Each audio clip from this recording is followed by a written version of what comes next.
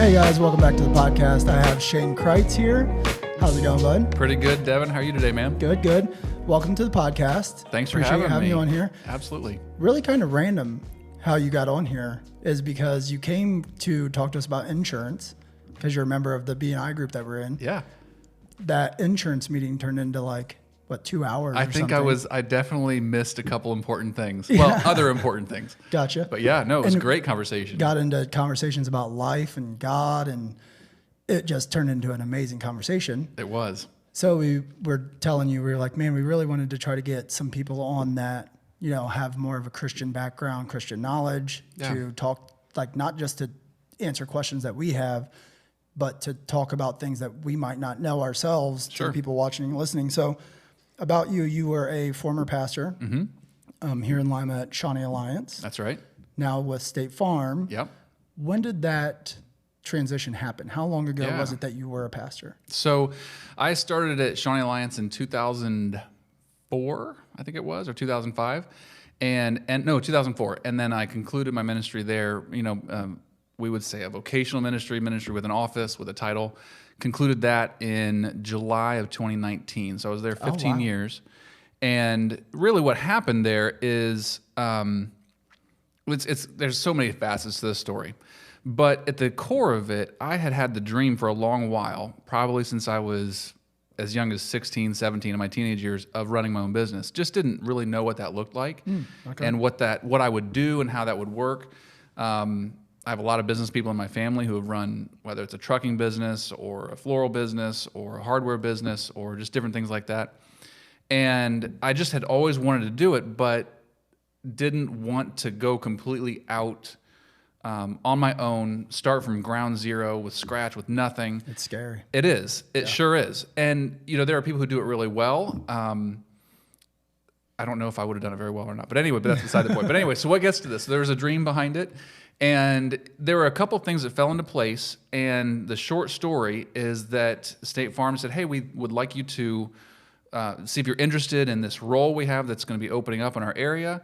Think you'd be good at it. And I was like, all right, let's check it out. And I checked it out. My wife and I prayed about that probably more than we prayed about anything in our lives. Because this was still at the time that you were actively a pastor, was, right? Yeah. Okay. Yeah. It was a great season of life at the church. We were growing. Things were going well. I'm just listening to myself, and I hear myself saying a lot. So. Well, State Farm, before I forget this, State Farm, there's some savages.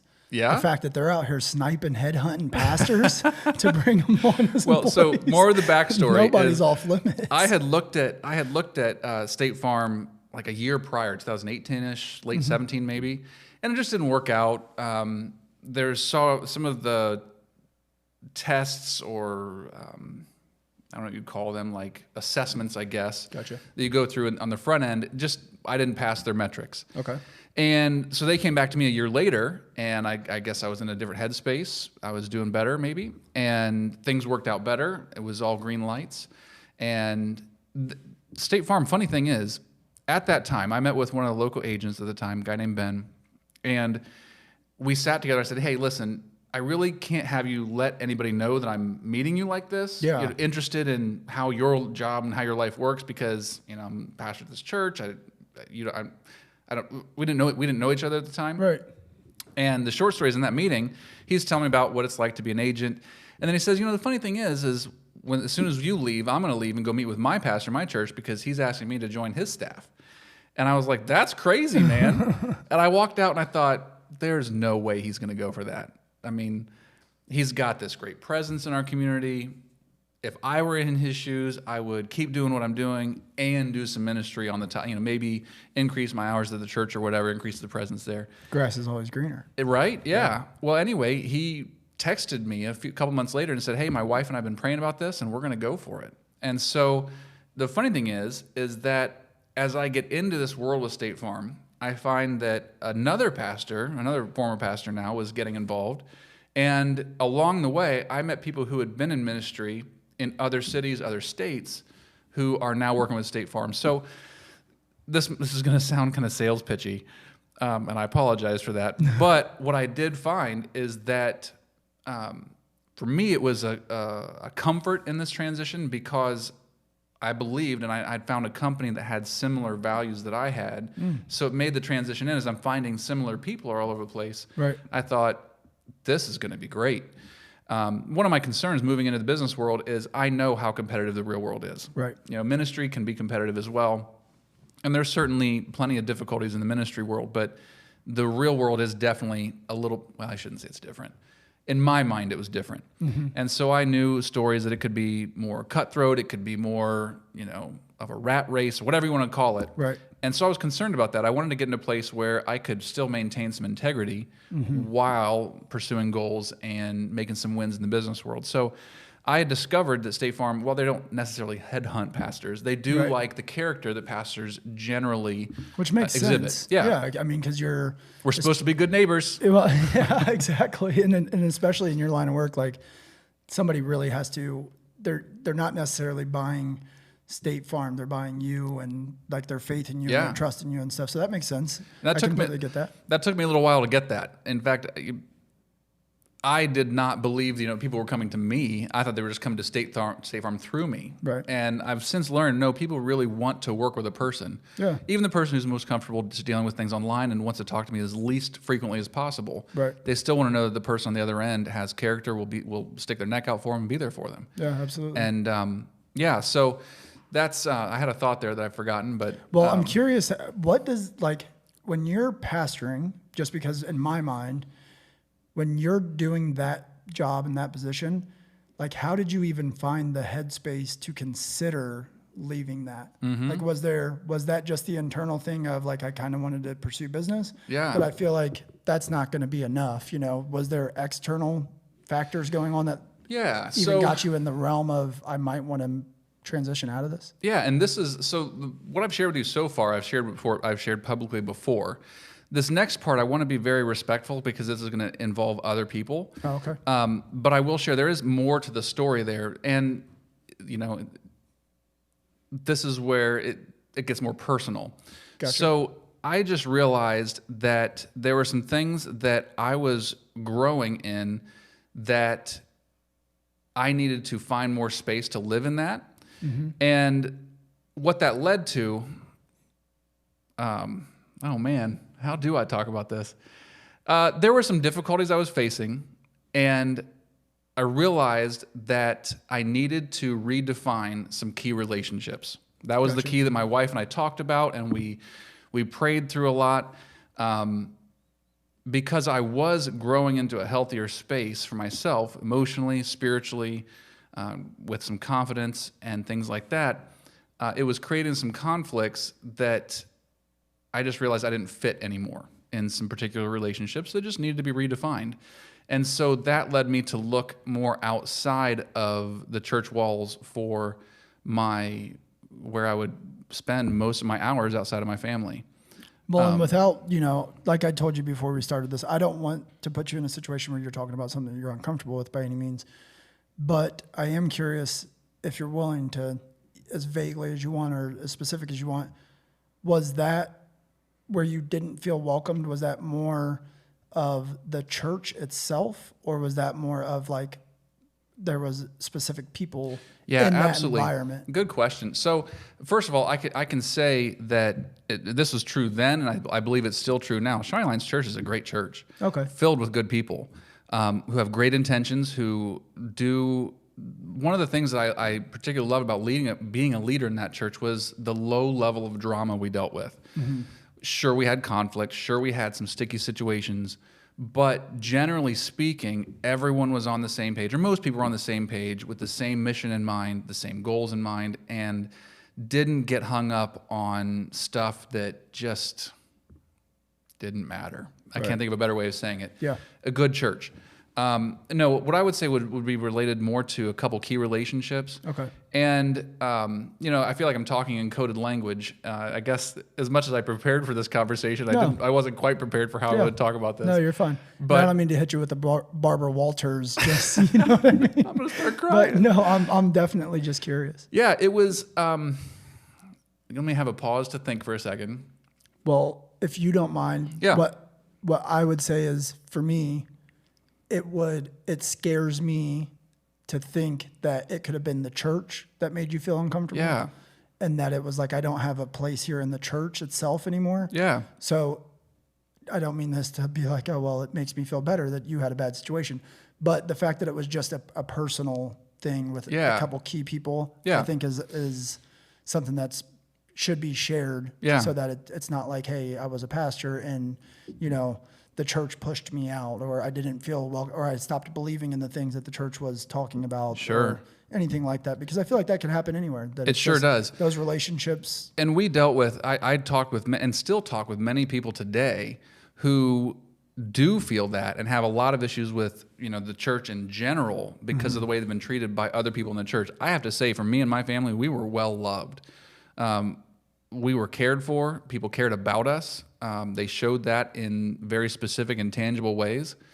Sure, there were, you know, raising 4 boys in the church, there's always rumors about the pastor's kids, and everyone thinks we should do it perfect. And I'm certainly, my wife is close to perfect. I'm really far off from it. So, you know, our kids are stuck with us.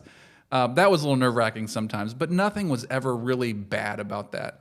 So, no, I can't say the church pushed me away. I would say that there were I have a lot of great memories from a lot of great people with that.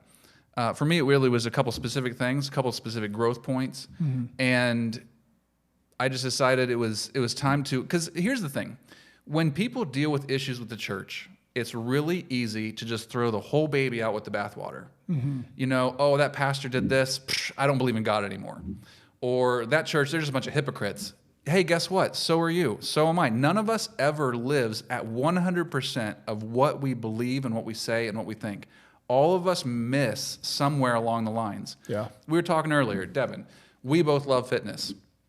And we have a common friend who is really a fit guy. Right. And we were both saying, like, either one of us could be just as fit as him, but we're not. We all know the right answer. We all know the right answer. But we are just we doing it? Not to do it. Yeah. Exactly. Whether you want to call that hypocrisy or just imperfection. Just human nature. Yeah. Yeah. A lot of people, it's like, I talked with many people who expect the church to not have human nature involved in it. Maybe eventually, right? I mean, in a fully restored kingdom, that's going to exist. But right now, we've still got a lot of human nature in the church because we still got a lot of humans involved in it. Well, that actually, I mean, that leads me into a conversation. Do you remember when you were here and I said, there's something I want to talk to you about, but I actually want to save it for the podcast? I do, yeah. I didn't even have that on my list because I actually forgot about that. But I think that's a perfect time to bring it up. Okay. So what that was about was me, Cam, and Dakota were driving to Topgolf. And the conversation just got brought up and we were discussing God and our beliefs and stuff like that. And the idea of holding pastors and people that are, you know, shepherds of the church and of God's word to an unreasonable standard.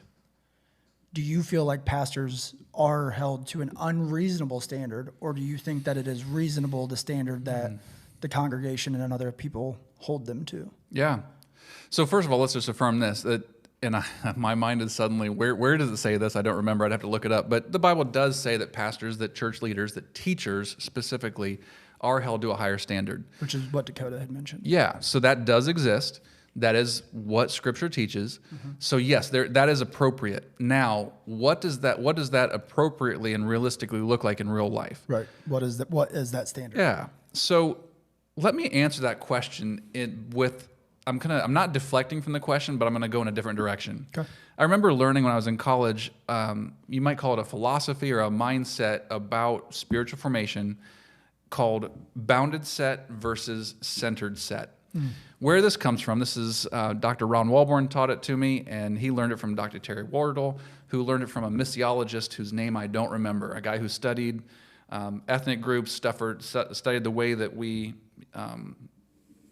do missions across the world, essentially.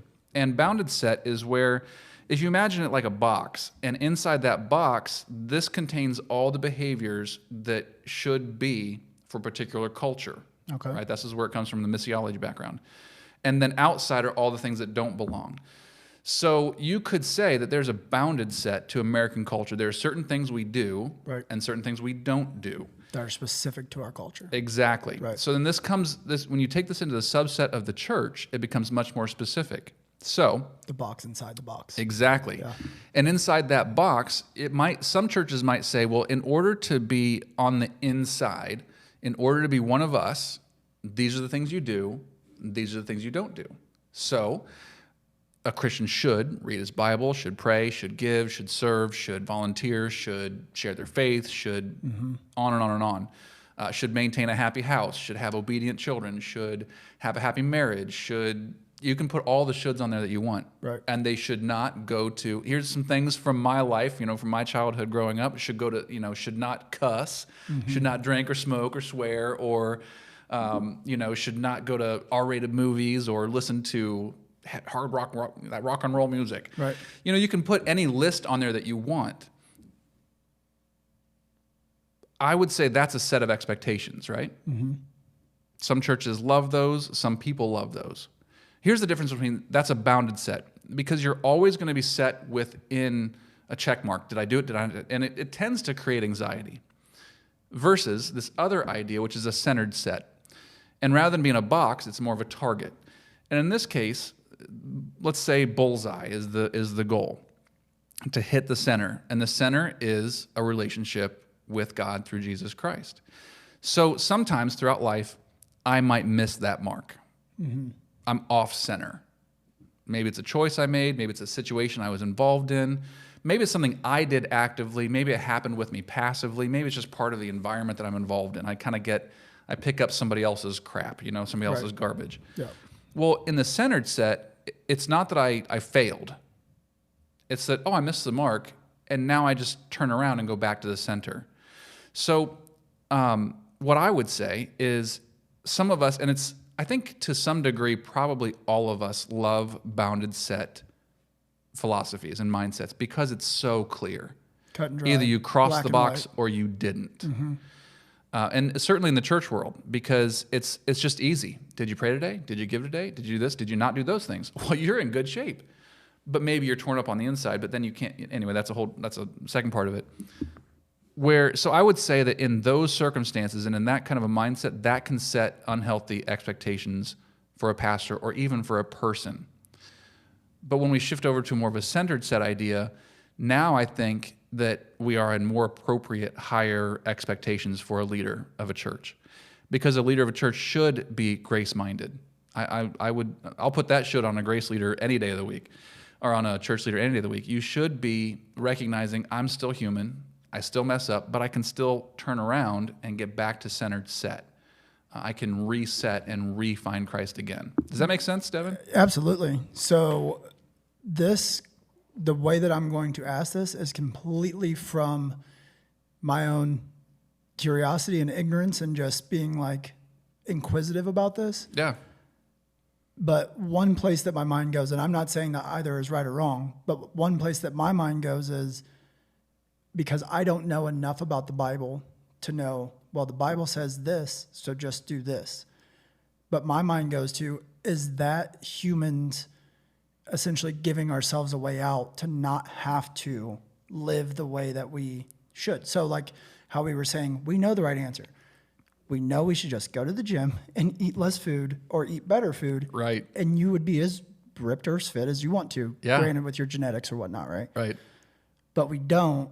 So then our thing is like, well, but I could also, I could always get back to it, or I can do this or that. So to me, it's like the participation trophy almost. You know what I mean? It's like, well, you can still do all these things.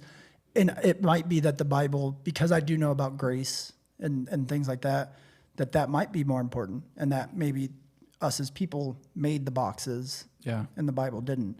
I don't know if there's a correlation with the Bible. Yeah. But that's just where my mind goes, is like, is that us giving ourselves a way out? Yeah, that's a good question. And in some cases it is. And again, I'm not speaking ultimate truth in this, right? Which is one thing we even brought up. Is like, it'd be nice if he just came in here and had all the answers. Right. Which, like, there's nobody that's going to sit there that's going to have those answers. I mean, I think I have all the answers. But, right. What I would say to that, Devin, is I don't know any way around discipleship that doesn't include a growing hunger for a biblical understanding. Mm-hmm. Now, some of us are really hungry for it, and some of us are like, oh, okay, I guess, whatever. And, we can have all kinds of conversations about this, culturally, technology. Why do you have to read a Bible? Listen, whatever way you got to take it in, you take it in. Because in this space and time, in this generation, in this year 2023, one of the key ways we have of understanding God's character is through the Bible. And so, for better or for worse, I can't think of any way of not having some kind of knowledge in that would be helpful. Mm-hmm. What I find is my attitude that I go about that in is what really colors that. Because I can go up, and there have been times in my life where I've been like, well, I have to read today. And I will read and not learn a thing, not remember a thing. I just did it because I just check marked the box. Yeah. Versus, I'm facing this circumstance in life. God, I'd really love to have some wisdom for this. Or just the change in my heart that says, it's not that I have to do it, it's that I want to do it. That you need it. Mm-hmm. Yeah. Yeah. So I would say, it's kind of like this. If you want to grow, if any of us wants to grow in a particular area, we start searching. Well, it used to be we would read a book. Now we start by looking at YouTube, and we find somebody like, how do I drywall a wall? Exactly. And you're going to learn the skill to do it. How do I want to get fit? You get fit. Right. We look there first. And so we have a hunger that grows up from inside us that we want to go and find the knowledge that we desire. So that's when I'm feeling that kind of way, I'm in my best place. Mm-hmm. When I have an internal hunger that's growing up that leads me to want to discover more and learn more about God, which usually is through His Word or through other people, or there are lots of different ways that we grow. But yeah, I'm in the midst of that now. Yeah. So I would say you got to have both. And be it both of those two sets, bounded set versus centered. Neither one says this one you read your Bible, this one you don't. Both, it is both. It's just a different attitude towards. But does the Bible have reference? Like obviously the Bible doesn't talk about bounded set or whatnot. But do you feel like the Bible leans more towards one of those or the other, just from your knowledge of the Bible? Well, my opinion would be it leans more towards the centered set. Now, someone else can read and say, well, it says this and this, thou shalt not, thou shalt, it goes through all those kind of things. But my interpretation leans more towards the centered set. Yeah. The thing about the Bible is every time you read the Bible, since it's not written in English originally, it's written in Hebrew and Greek, there's always a level of interpretation. It's always happening. Not only that, but we're taking an ancient document and applying it to modern life. So I'm pretty comfortable with the fact that I know whatever I'm reading, I'm interpreting at the same time. Mm-hmm. It doesn't mean that, and if I have a poor understanding of that, or if I misapply it, it's not because the Bible's poorly written, it's because I have a lack in my understanding or some kind of a poor interpretation of it. That's if there's any danger in reading the Bible, that would be it, that people don't realize we're interpreting as we read. Well, and I think that's what's dangerous in general is one thing that we were discussing right before you got here was the idea that if this is just an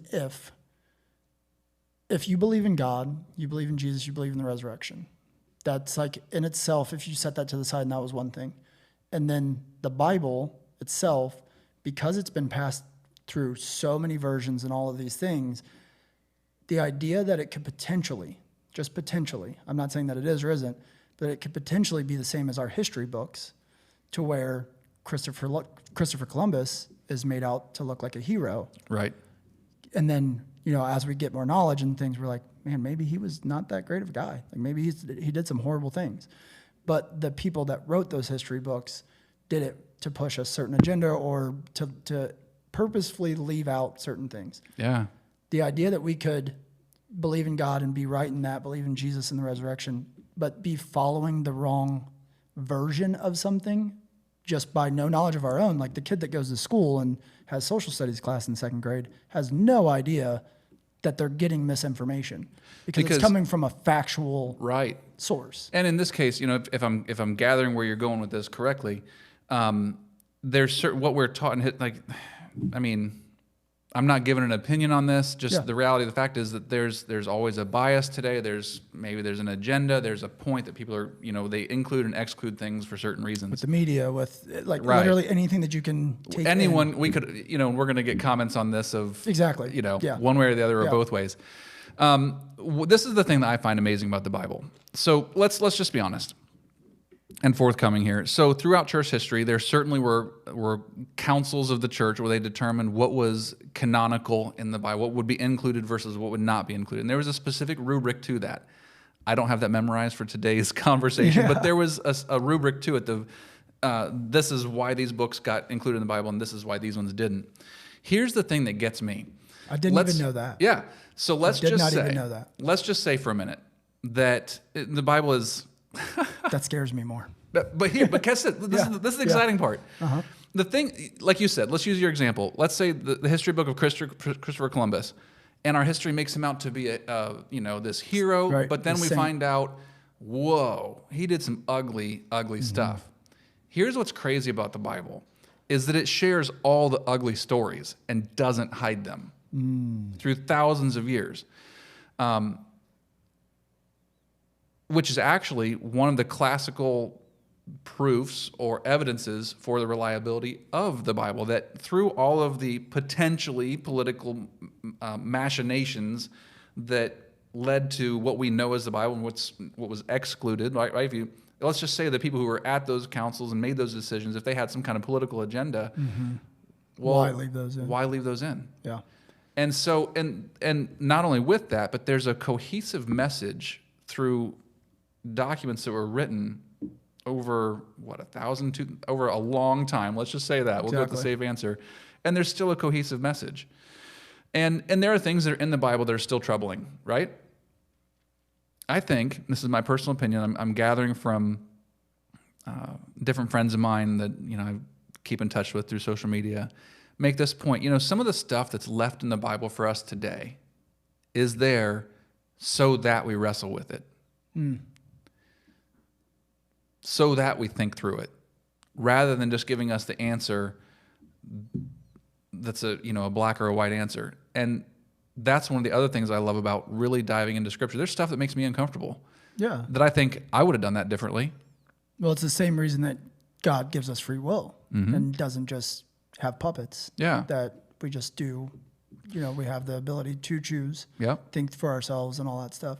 Before we skip by this too much, what you just said about the fact of articles and a cohesive message and all that stuff, I cannot stress to you enough how absolutely monumental this has been for me in the last 3 weeks, maybe 4 weeks, I think, that we've been discussing this. I have always, and I might go on a little bit of a tangent here, just a heads up. I grew up in Awana, going to church at least twice a week. I went, Wednesdays for Awana and Sundays. I had a stretch of time from 16, 17 to 25, 26, where I lost my faith in God completely and all this stuff, right? Throughout all of that, when I was a believer, when I was a non-believer, I was always under the assumption that the belief in Jesus himself, was the same as the belief in God. Oh. What I mean by that is that you either choose to believe that Jesus existed or you choose to not believe that he existed, the same way that you choose in God. Okay. I had no idea that even the most scholared atheists, absolute atheists, don't even dispute the existence of Jesus. That is absolutely mind-blowing to me. And the more that I've learned about it, and I've talked to other people, the common person has no idea that whether or not Jesus existed is not even a question. It's not even something that's up for debate at this point. There is less than a handful of actual scholared atheists that will even say that he didn't exist. Yeah. I didn't understand that where non-believers actually understand, because most of us don't understand. We just, it's like Santa Claus. I hate to make that reference, but it's like Santa Claus, just something that's been told to us and we just choose to believe it or we choose not to believe it. Yeah. Most of us don't understand that people that have studied this and actually know what's happening in history will tell you Jesus' life was the most documented thing to ever exist, ever. Yeah. That atheists are saying, yes, he absolutely existed. His name was Jesus. He was a carpenter. That was his mom. He lived that life. He said all those things. He had those followers. They only draw the line when it comes to the resurrection. They're saying all the other stuff happened. The crucifixion happened exactly how they said. And when you said that all the cohesion in the Bible and all these versions, that's what, to me, was absolutely like cemented the fact of this isn't even up for debate anymore. Because what one person was referencing that I was listening to was saying, if you looked at that in a modern time and said, there was a crime that was committed, and I have 500 eyewitnesses, and then I ask about that crime over thousands of years, and I can get documented proof over and over. He was like, it would be unreasonable for me to say that that's unreliable. Mm-hmm. But now we're saying that there's a chance that stuff's not accurate. Right. Which is absurd. Yeah, so as you're saying that, it reminds me of two things. Soren Kierkegaard is the philosopher who coined the phrase "a leap of faith," and he analyzed all of this and said at the end of it, there is so much factual data to the life of Jesus Christ. Well, we would say Jesus the Christ because Jesus isn't his last name; it's a title. But anyway. So much factual data. Like you said, it's not disputed at all that he was alive, that he was crucified, So that he had crazy. followers, all of that stuff. He created a stir back in, the ancient Israel time or whatever, all that. But it is a leap of faith. There is a chasm, there is a gap where we decide to make that leap or not. Of the resurrection. Mm-hmm. You know another point that was really crazy to me was, just like you said, why would they leave those books in if they don't help? If the point of the Bible was be really good and look at all the good, like why leave in all those bad things? Yeah. One thing that was even more cementing to me was I did not understand that in the time that the resurrection happened, that women themselves were completely unreliable in the eyes of everybody else. That if a woman would never be allowed to testify to a crime being committed or have any say-so in general. Yeah. And the fact that the women were the ones that found the tomb empty. Yep. If it was a big conspiracy of all of these people to be like, we are going to intentionally mislead people, the last thing that they would want to do Let's put women is there. put the women- least reliable witnesses is there. make these women your star witness. Yeah. They would have made it a man Yeah. or whatever. But because the more like logical explanation is that they just were telling the truth and putting all of the truth into this book and being like, decide with it what you will. Mm-hmm. We're not going to remove or exclude. Like, we're just going to tell what happened and you can decide on your own. Yeah. That in itself to me was another cementing fact of like, that's just logic.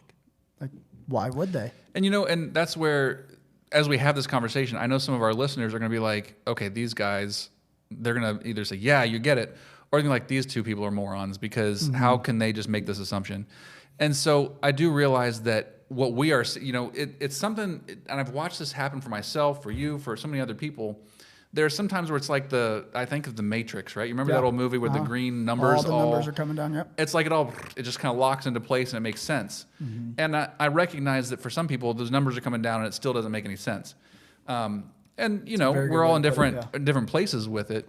I'm definitely in the place where the numbers have come together. I'm like, oh, I see the logic behind this. Mm-hmm. I can say I made that leap of faith because there's a point where,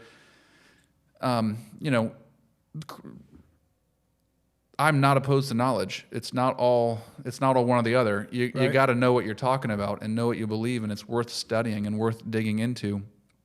But there is also a faith part of it that we're like, hey, this doesn't make any sense. Mm-hmm. I mean, that I'm staking my life on teachings that are 2,000 years old. There are people that will look at me like, you are really dumb. Yeah. I think to me, though, the issue is that I've been looking into a lot of the idea of God versus science, right? The people that don't believe, and let me clarify too, I am one of those people that have came back to my relationship with God and stuff And I feel like it was out of an unbiased. It was, I had it, I left it, and I was just like, I'm just going to come back with open. I'm open. Like if I come back into my relationship with God, then great.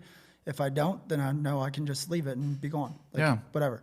And obviously I did, but I still to this day, if there was somebody that could give me like evidence of like, this is completely wrong, I wouldn't say that I would not be open to that, because I want to stay open to knowledge in general. Yeah. But I will say that for me, the leap of faith part of it, the more that I have looked into science versus God, all of these scientists, you know, like top chemists in the world, top biologists in the world, they all are saying the same thing of when you get down to a certain level, when you start looking at cells and proteins and how things work and how atoms work and all this stuff, you either have to make a leap of faith one way or the other, even when it comes to that stuff. And you either have to basically say that something came from nothing, or you have to say that there was a creator and a mind behind all of this. And it is insane how many of these people, the further that they get in science, the closer that they get to God, and that they end up converting into. Yeah. And to me, I truly, I say this ignorantly, but I truly don't care if somebody's version of God is whatever they want it to be. But I think that the idea of there being a God in general, the more that I'm learning and the more that these people that know way more than me are saying, like, there has to be a mind and a consciousness and a creator behind all of this. I agree with that. And that in itself is a leap of faith. One of the most brilliant people I know, a man named Jim, who he passed away just kind of recently. Brilliant mind, thousands of times. I would say I'm a pretty intelligent guy. Nothing in comparison to this guy. Brilliant. Was a man of deep faith, who was not afraid to search under every rock, explore every argument, and yeah, history is replete with people who searched deeply into scientific evidence and found faith. History is replete with very brilliant minds who came out and said, you know, this is all a crock. So, you know, what makes the difference? I really don't know. But yeah, I'd say, Devin, what you're experiencing there is something that is true throughout all of history. When people look into these things, look deeper than their opinions, look deeper than if you come at deeper it than the bias. unbiased. Yeah. And even if you come out with a bias and just realize, you know, maybe my bias isn't right, open to being wrong. I guess I shouldn't say open to being unbiased, corrected, but at least come into it with the option that your opinion could change. Yeah. There's always more to learn. And so I can say of myself, I've met some brilliant people who just think that faith is goofy and silly. And I've met other people who are brilliant and find it that they found that it defines and clarified their life. It all just fell together and made sense. So, yeah, which one's right, which one's wrong? I'm not going to go into all that in this podcast, but it definitely is. I'm glad to hear that you're searching it out. I think how many times have we heard it said, life's a journey, it's not about the destination. Just the journey of digging in is so worth it. It is. And it's teaching me a lot, just even in the discovery parts. It's teaching me a lot about myself in general.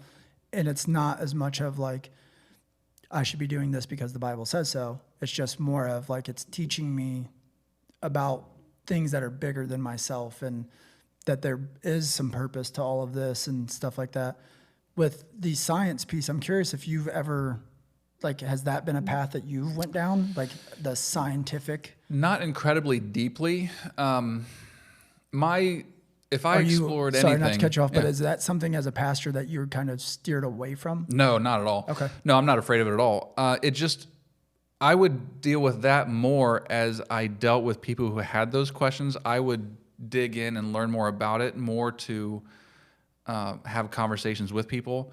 My mind, what I've been more interested in is really, I guess, the study of personality, of emotional health.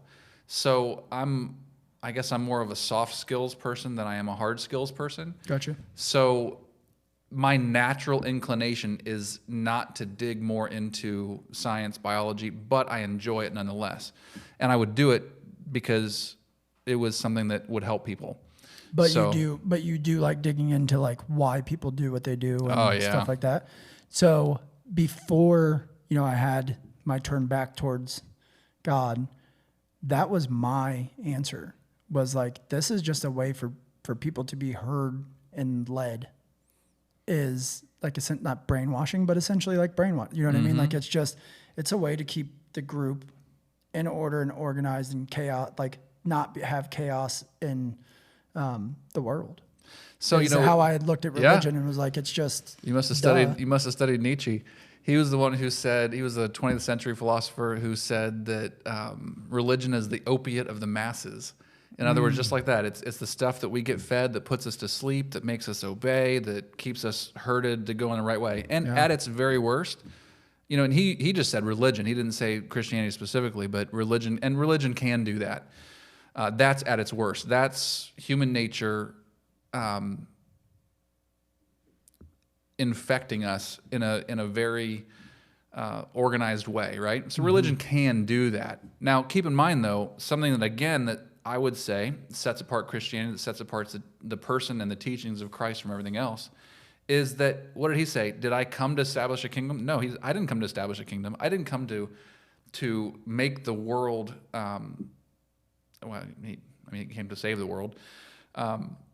He didn't come to establish a new order. People wanted him to, but what did he do? He died, right? And left it in the hands of 11 people, because one of them died by suicide. So left it in the hands of 11 people who mainly deserted him in his time of greatest need. Wow, that's a really reliable way to transform the world, isn't it? Isn't that the way you do it, Dustin? Right. If you're going to go and, Devin, sorry, I called you Dustin. No, you're fine. Don't even know where that came from. Wouldn't you do it that way? If you wanted to transform the world, what would you do? We'd have military, we'd have clear rules, we'd have, boom, right? We would set it up. Jesus didn't do it that way. He worked on people's hearts. And that makes no sense, except that it makes perfect sense. Because the only way to really change the world is to change people. And the deepest way to change a person is in their heart. It's always about the leap of faith, whether that's in what we believe, as far as eternal things, as far as, is there a creator, is there not? Who is Jesus? Is he a person, or was he just a person? Is he a person who I need to follow and obey? Is he, it's always a leap of faith. I remember, this is kind of a leap. This is a different direction a little bit. I can still remember standing behind, kind of backstage at my wedding, 17 and some years ago. And even that moment, even though I have known this woman, my wife, Julie, I had known her for years before then, I had the full weight, like, this is a leap of faith. She could ruin my life. And am I going to do this or not? Right. And this might sound stupid. I mean, there are hundreds of people sitting out there in the audience waiting on us to do our thing here. But I definitely was like, I'm going to go forward with this. She could ruin my life, but I believe that our lives and our best years are ahead together. So every relationship is a leap of faith at some point. We are entrusting ourselves in the hands of somebody else. You literally get in a car and drive down the road, and you're taking a leap of faith that the guy driving the opposite direction is not just going to yank his car over and kill you. That he's not texting, right? I mean, that's... That's all we do all day, every day, essentially, is take small leaps of faith. It is. Yeah, we sit down on that chair and we're like, I'm trusting that all those atoms are put together enough that it's going to catch me. Or That's right. And that's certainly a level of, that's part of the, exactly. That's part of what faith looks like too. Right. Yeah. It to me, it scares me a little bit that there is the idea of like, you could be following this and it be wrong. That scared me. And this could sound so minuscule, especially. So I almost dislike bringing up stories like this because I feel like this is where non-believers are like, see, that's ridiculous. Like, that's what made you believe. But I'll tell you this. So my son, his little friend, myself and my wife, we all went camping this past summer. It was like our last family get together before the baby came. Me, my son, and his friend are fishing at this little pond area for like 2 hours. And we're fishing in the same spot over and over, yada, yada. His little friend catches like 3 or 4 fish. And he is casting like son's bobber, his bobber. Same set. I set both of the lines up, same bait, same everything. My son cannot get a fish. I'm catching fish. I take his crappy, or like I give him my pole, take a crappier pole. I'm like, here, this one will work because I'm catching fish on it. He can't get a fish to save his life. Yeah. He just starts to get super down. My wife comes up. She's like, we got to go. He's like, one more cast. And I was like, no. So he gets his one more cast, obviously. He reels it back in, and he still doesn't have his fish. And I literally just said a quick prayer and was like, God, like, please give him this moment, because I knew it was going to affect the rest of his weekend and whatever. When I tell you that this bobber, it barely touched the water, and it was gone. And he had a fish from the time he casted it. He had a fish in his hand in maybe 26 seconds. Isn't that amazing? To other people, that's coincidence. Yeah. To me, like, those things are like what cement my belief in God. But that is a huge leap of faith to say, I believe because I was trying to fish and caught a fish. Yeah. And I think that that's the part that people miss sometimes that don't believe, is it's like, it's okay though to take those, like, you're taking similar leaps all the time.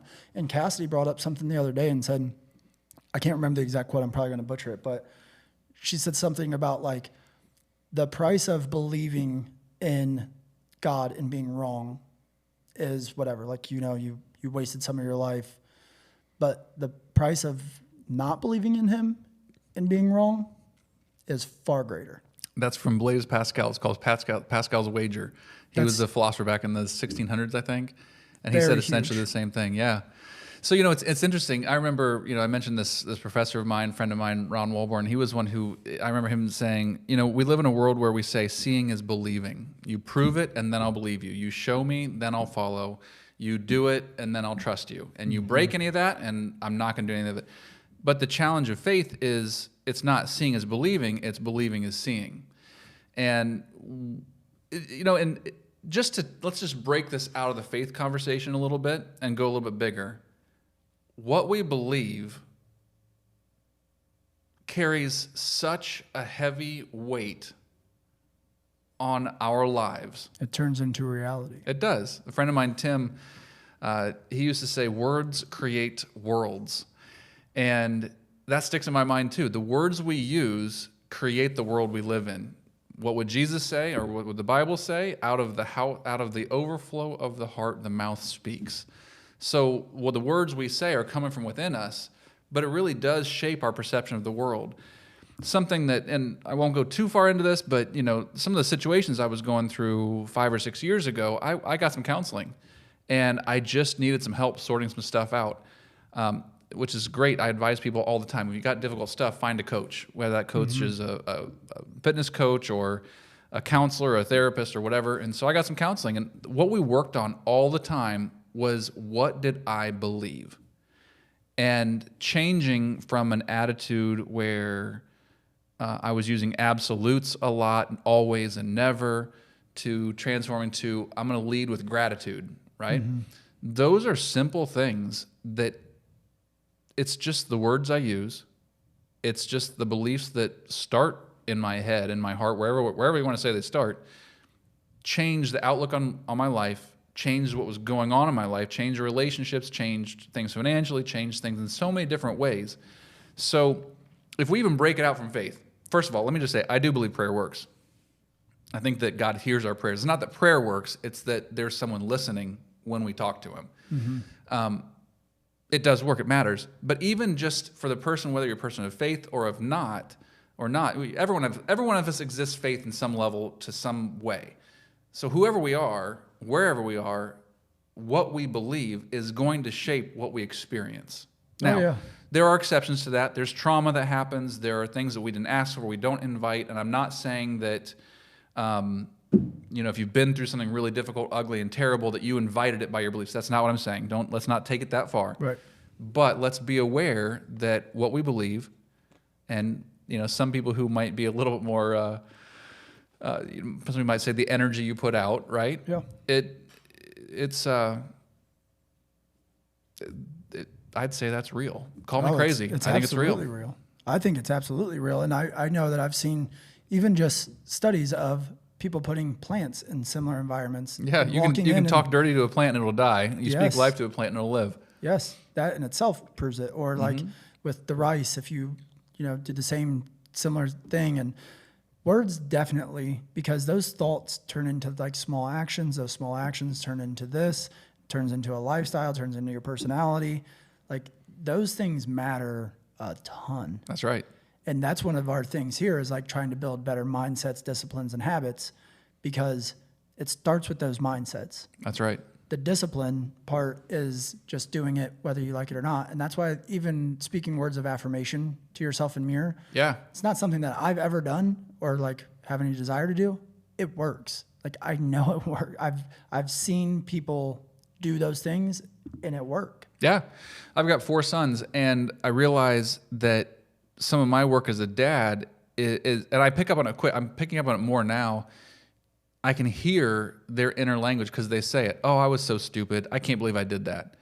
And so I know that for me to just say, buddy, that's not true at all, that is like, pew, it's just a ricochet, right? So one of the skills I'm working on, and I've worked with people to know these skills, but now to apply it in my own life is, okay, what's going to actually have an effect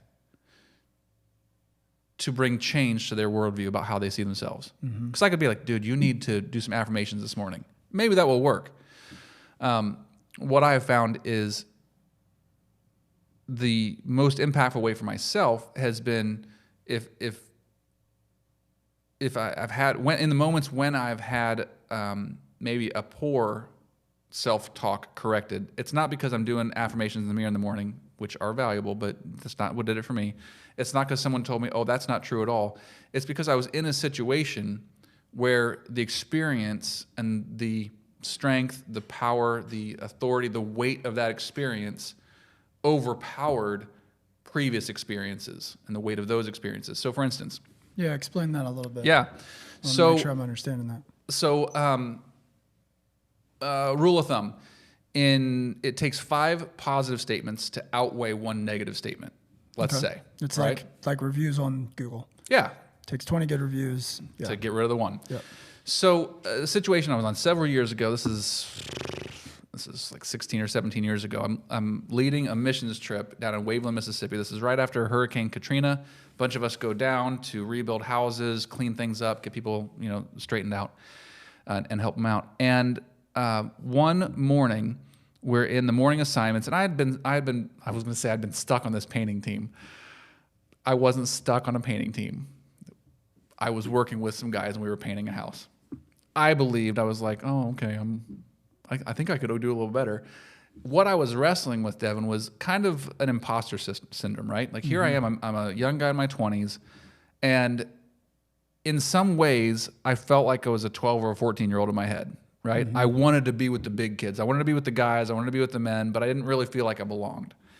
And there were plenty of experiences that affirmed that for me, where I'd been excluded, picked last on the team or whatever at recess. There are plenty of little experiences that said, you really don't belong here. Right.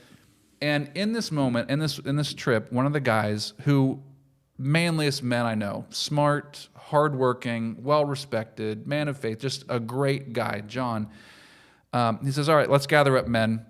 And he pulled me into this circle. All he said was, all right, man, this is what we're going to do. And the power of that moment was such an impactful moment that it's like it negated it didn't erase, but it negated the power of previous moments that said you don't belong. This moment of saying you belong was so impactful that the other stuff lost its voice in my head. Because here was somebody else calling me in to the group in a meaningful way. So for me, the weight of the experience of that positive experience outweighed several little negative experiences. So when it comes to the voices in our head, I say that we have to have experiences where the truth, where the outweighs the crap that we believed before. Yeah, you almost need that validation. Yeah.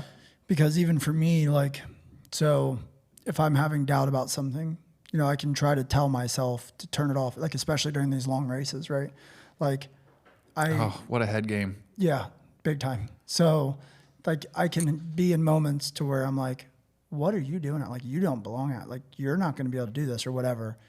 I can then turn that in my head. Like, I will literally be having a conversation in my own head of like, no, you've put in just as much work as that. Like, you're working out it, or you're outworking everybody, blah, blah, blah. But until like at this last race, until I seen this super jacked dude that I seen, he was curling water bottles, like water jugs walking in. And I remember looking at him, and in my head, I initially thought like, I'll see you at mile 40. Like, we'll see if you still got that same energy. Cause I know I've been putting in work, whatever. But then throughout that day, he is flying. I know he's passed me like twice or something. Then we finally, I'm getting to that point where I'm like, I'm getting down a little bit. But it took me actually passing him at mile 35, 40, whatever it was. It took me actually seeing that happen to truly believe it, even though I had been telling myself that for an hour, 2 hours, however long it had been. Like, no, you got this. It took me actually seeing the validation of something like that. And I think that's part of the discipline that is the challenge of being a person.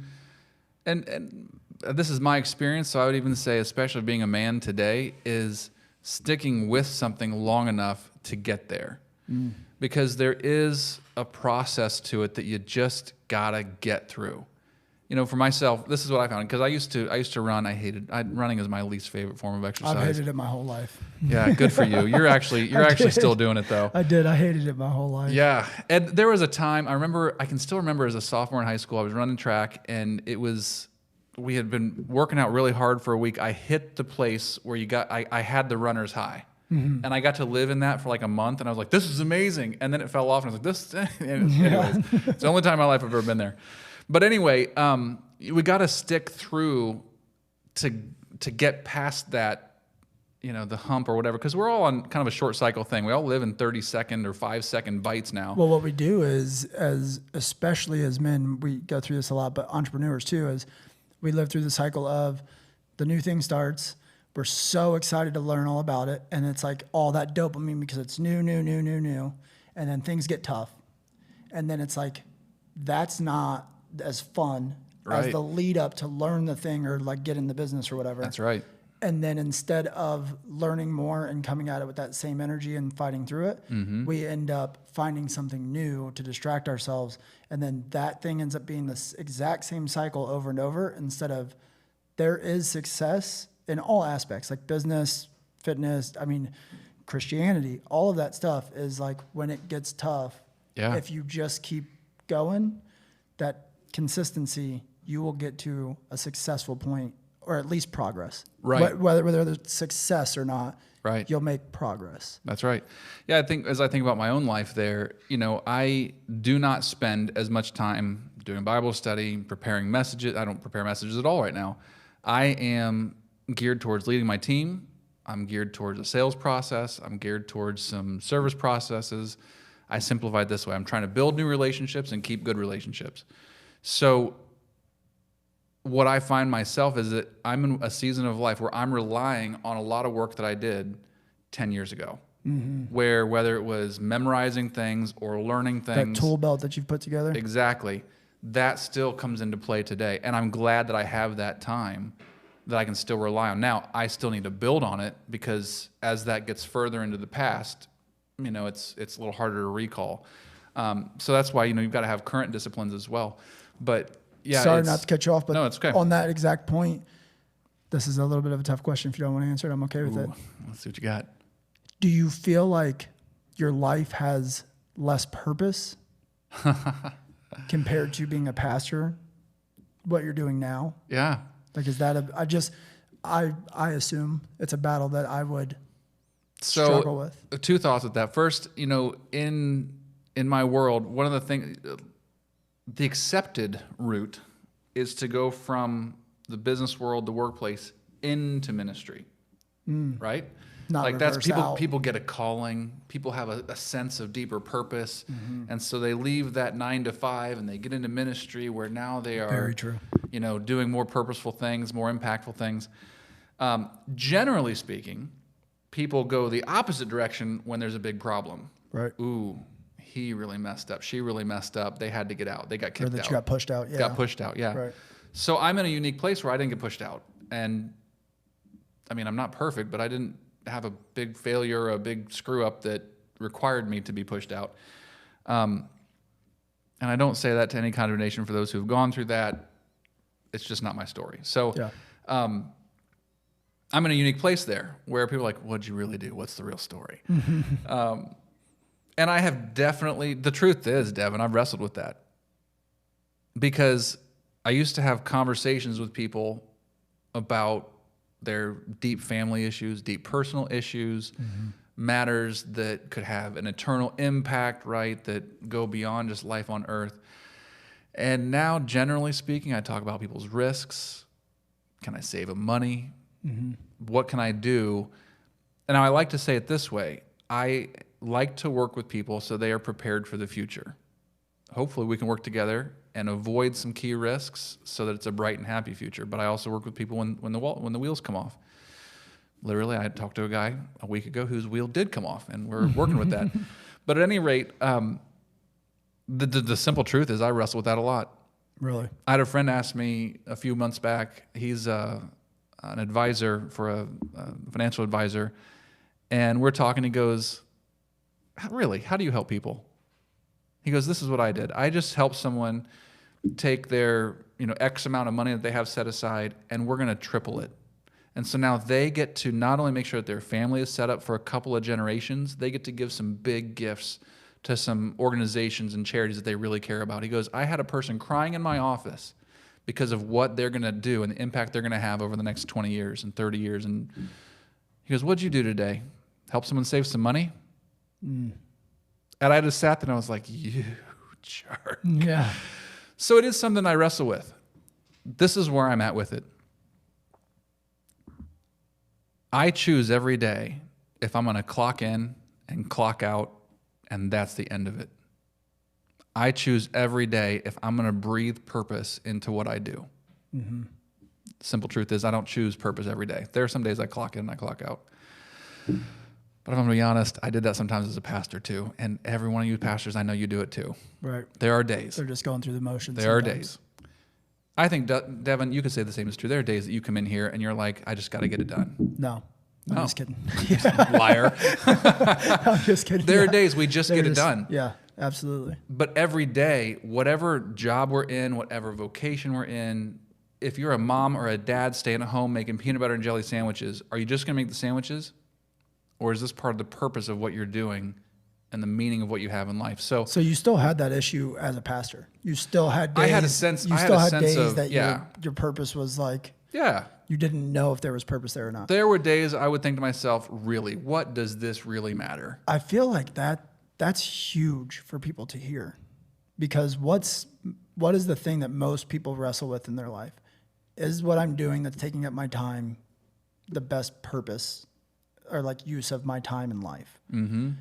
If somebody that has a job that's as important as a pastor's job is still wrestling with that, I think it might help the guy that has to go clock in at P&G. Sure. You know what I mean? To hear somebody else on the other side of that line say the same thing. Yeah. What amazed me, and one of the things that brought me great joy and still does bring me great joy is, and I wrestle with this some as, being a business owner now. I'll just go back. One of the things that brought me great joy was the person who could be on the line at P&G and recognized that while they're sending Tide out, they had a purpose, and they turned it into more than a job, right? So now it becomes a matter of how do I influence the people I work with? And it wasn't just how do I preach at the people I work with, but how do I share the character of God in this workplace? Right. Whether it's a good workplace or a dingy workplace or whatever it was, how do I do that? They found a sense of purpose in not just cooking meals for their family, but creating space where their family could be heard, where they could have formative moments and real conversations and support one another. And so the thing that always amazed me, that brought me a special joy, was the person who could find purpose in the most mundane things. And I think that's a challenge for all of us. We all have, who said this? Who was I reading? Well, anyway, some author that I was reading said that even people who, I guess monks back in the day, would say that you still got to do the laundry. And just in doing, but can you find purpose in it? Can you find that it's, that there's a significance in it? Well, that's honestly, like we talked about love, and I think that's honestly the biggest, outside of work and finding the purpose in that. That's like the biggest reason that I think where we're at in a culture where love is just this thing that's thrown away, at the drop of a hat and it's on to the next thing, is because people, for the most part, I don't know if it's from technology or what it's from, but aren't able to just keep doing things on a consistent basis without having the normal payoff day to day. And so like, and spouses and stuff, it's like, well, I don't have those butterflies anymore, or I'm not getting them every day or whatever. Like we're not sexually attracted to each other like we were before, or whatever it is. And it's like, it's so much easier to just give up on it. You mentioned something earlier that I've done a little bit of a study into, but not a lot. And you mentioned dopamine. That is the feel-good hormone that we release when we're, and we can get into a place where we chase that, but it's not a long-lasting thing. And I do wonder a little bit. Game. It can be, yeah. And it can be. Something I wonder about, because I think, where were we? Well, I'm 43 today, right now, and you're 33. You think, anyways? If you remember right? Yeah. So I can remember growing up in the early 90s when there were no cell phones, when I rode a bike without a helmet. Now, the funny thing is here is I was telling someone about my childhood, and they're like, Shane, I'm not sure if you had a great childhood or if you had negligent parents. I'm not really sure what's going on there. So riding in the front seat with no seatbelt. Yeah, I don't know. To no dishonor my parents. We're all still alive and well, so they did a good job. But anyway, I remember these things where sometimes I wonder if technology is a little bit of a hindrance, because today we can relate to people through a screen rather than face to face, right? While we're still relating, we're still seeing each other, it's different. And then that issue of dopamine, do we all chase, or I don't know if we all do, but how does that relate, right? That's one of the questions I ask. We do. I think that everybody's chasing that dopamine in one form or another. Because I don't disagree with that. My thought would be, if I had to think of the person that was least concerned with like getting some form of dopamine or something, I would think of like somebody just laying in a bed doing nothing all the time, right? And or people in my 600-pound life, not to like pick on them specifically, but those people, like what could they possibly be getting dopamine? Like they're even getting dopamine from the food that they're eating, right? And they're addicted to that dopamine that they're getting and whatever. Food and like their life is in one place. There's not a lot of people they interact with, nothing, and they're getting that form of dopamine. So I think that we are for sure. Yeah. I know I'm beyond addicted to it, and it's hard because I was just telling Eric Rosavalto in business, I was like, we just had a big win happen for him. And I was like, you're going to find what's weird is that you get less dopamine from the wins than you do the losses. Like I get almost more dopamine and like okay, that's awesome. Like now I have something new to attack from a loss than I do a win anymore. Yeah. And then, or the wins just have to be like, massive. Isn't that crazy? We just had one. Like we just had this call with Kane Footwear that went awesome. They shouted us out in front of a bunch of freaking athletes, like all this stuff. And it was like a 10-second high and we're all like cheering together. And then it was like, all right, so we immediately were like, how do we get more?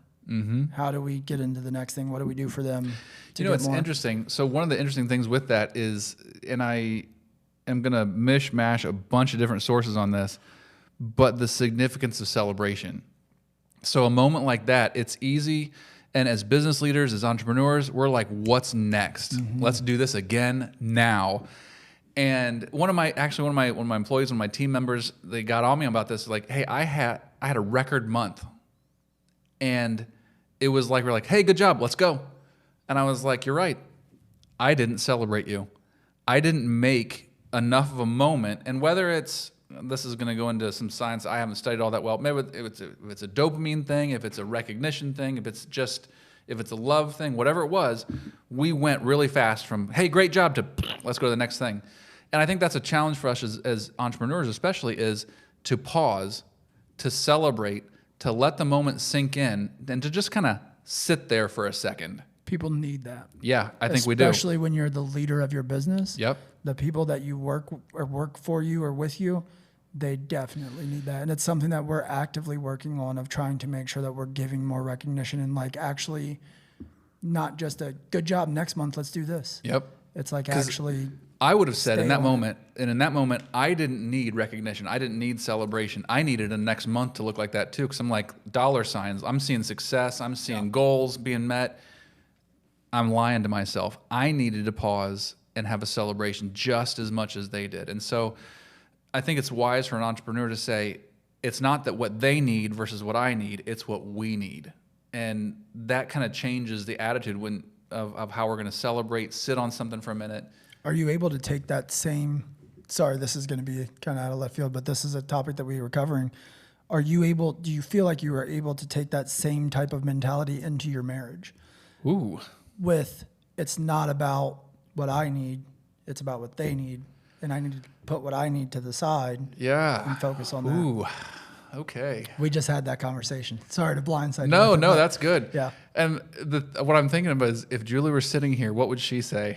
Well, if she was sitting here, we might not get a good answer. Right. We might get absolutely what I want doesn't matter as much. So it's all about her. This is specific to us. I know every couple is a little bit different. I would say that Julie my wife is very clear on what she wants and needs. Mm-hmm. She is aware of it and she's able to communicate it. In a relationship, that's called assertiveness, and it's a good quality to have. I'm not as great at that. I will default to, like, if we're choosing a place to eat. Honey, what do you want to eat tonight? I don't know. What do you want? I don't know. What do you want? And I'm going to let her pick. Even though I might really want Thai food, I know she doesn't like Thai food that well. Mm-hmm. And so I'm going to say, why don't you pick something? And she's going to say, well, no, you just pick it. I'm going to say, let's get Thai food. And she's like, no, I don't want Thai food. I'm saying, let's not get Thai food. I was going to say, no, you'll name 3 things. And she's like, doesn't sound good. But anyway, what my point here is that I will default to say, I don't really know what I want. What do you want? Let me serve you. On the surface, that looks really good. But deep inside, I wasn't assertive. And so that's a challenge for me, is to be more assertive. So back to your question, how does this relate into marriage? Putting someone else first? That's exactly it. Exactly what you just said is exactly it, because what we discussed was, is it possible to be able to meet all of her needs without sacrificing your own? Oh, no. Now, a couple things that are wrapped in that. I am incapable of meeting all my wife's needs. She is incapable of meeting all of mine. We would never admit this out loud. We are needy people. And so are you and your wife. Why? Yeah, explain. And so is every husband and wife. Yeah, absolutely. But explain that a little bit. We're humans. Why are you saying that that you guys are incapable of meeting all those needs? Because we've fought enough. We've thought about it enough. But here's the thing. Think about this. Everything in our world today says not everything. I guess the Instagram version of marriage is get married and it erases all your problems and meets all your needs. Right. Things what get a tough, crock. Have a baby. Things get more tough by a house. Yeah. We're not marriage is not a place where 2 people meet each other's needs. A marriage is simply a place where each person puts the other person before themselves. Mm. If I married my wife in order to meet my needs, I am putting her and I'm asking of her more than she's capable of. And quite frankly, I'm acting like a child. And in that situation as well, you're doing it more for yourself than you're doing it for them anyways. Exactly. Now let's just be honest. All of us, I don't know anyone who goes into marriage and that's not a part of their thought. What can this person do for me? Exactly. Mm-hmm. We are human. But if we stay in that space, that becomes an exhausting relationship. It becomes a fragile relationship. If we stay in the space of what can they do for me? Mm-hmm. Yeah. Yeah, a key is to be assertive, right? To be able to vocalize what I want and what I need. But then to realize I might not get that here. Now, there are exceptions. This is not a rule. This is how I have to talk to myself, right? So my goal is to, and one of the things I think of here, and I'm afraid of misquoting it, is we hear from the Bible, we hear the roles that wives submit to your husbands, husbands love your wives. Mm-hmm. What we often forget is what's written just above that: submit to one another out of reverence for Christ. And then come these other things. So because I'm kind of dense, I try to just simplify things. So I pay more attention to that top verse than the rest of it. Submit to one another out of reverence for Christ. So that doesn't just mean wives submit to your husbands. There's an element where we submit to each other. And to submit to one another doesn't mean, at least I don't interpret it a way that means that you're under me and I'm above you, or there's a hierarchy. I just take it to mean I'm going to put you before myself. So now that doesn't mean that Julie always gets what she wants. And it definitely doesn't mean that I always get what I want. Right. But it means that I care enough about you that I can hear you and I can make some sacrifices to myself to make sure you're well cared for. There are always exceptions to this. But it is an attitude that is more, I would say, is healthier. I don't know if this applies to you directly, but do you think that there is a private version of that and a public version of that exists? The reason I ask that is when you said there's no hierarchy, right? Do you think that this exists, or that it's even needed in society? That maybe at home in your private life, everything's equal. Mm-hmm. Husband, wife, absolutely equal. But in your public life, it's lion, lioness. Like, okay, as in my like man's leading the charge, my husband is leading the charge, and I, as his queen, have his back in that. There out in the world. There is a lot of conversation going on about this right now. And I really wish that my friend Bridget were here with me, because she has done quite a bit more research into this very topic. So, that's such a good question. I can tell you what my opinion is if you want. Yeah, let's hear it. I think that when people try to play both sides of that, it muddies the water and it makes it very confusing on the dynamic of the relationship. This is my personal opinion, and I think that it's, to be honest, I think it's the opinion of a lot of guys, but that they're scared to say it, is that the dynamic should be man in the front, woman like on his hip against the world. Okay. You know what I mean? Sure. And the reason that I say that is because there's a ton of women that I've, even just in my personal life that I've talked to, that are like, I am an alpha female. Like, I could not have some man that thinks that he's in charge of everything, blah, blah, blah. But then immediately my question is like, but could you have a man that was just like a yes man? That was just like, whatever you say, dear. And they're like, no.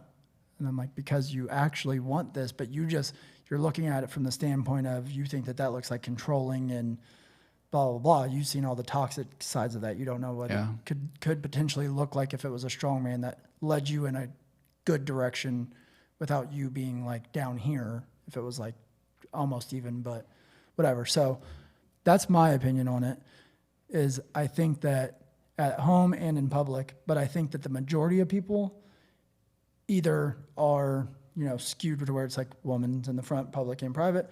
But I think the majority of people try to keep it even at home, and then out in the world, it's like, he kind of takes charge out in public a little bit more.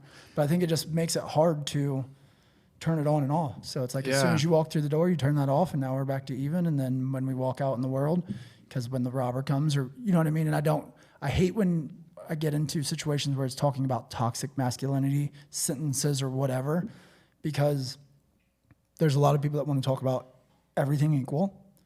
And then it's like, well, somebody will say, well, what happens when the robber kicks in the front door? Is the man supposed to get up and be the one to take charge, blah, blah, blah? And they're like, well, that's ridiculous. Like, no, it's not. Because either we're talking equality across the board or we're not. My opinion is it's fine to not be completely equal across the board, because I will be the one to jump up and, attack the robber or whatever.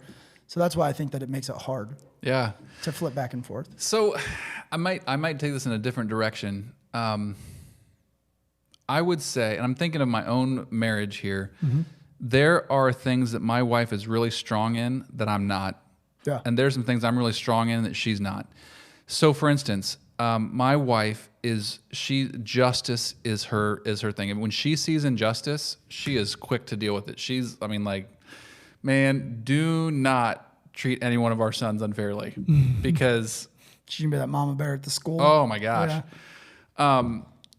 And so, so there are times where we rely on her strength with that because now I am much more diplomatic. So there are times she's like, Shane, I can't handle this. You got to go talk to him. Mm-hmm. Okay. And it's not that she's telling me what to do. That's not the dynamic that's in play. She's realizing I don't have the strength that you have. Yep. And there are times where I'm like, hey, I need your help. Yeah. And absolutely. it's not that I'm saying I'm less than you or you're less than me, come serve me. That is not what I'm saying. Mm-hmm. What it is I'm realizing you are really strong in this.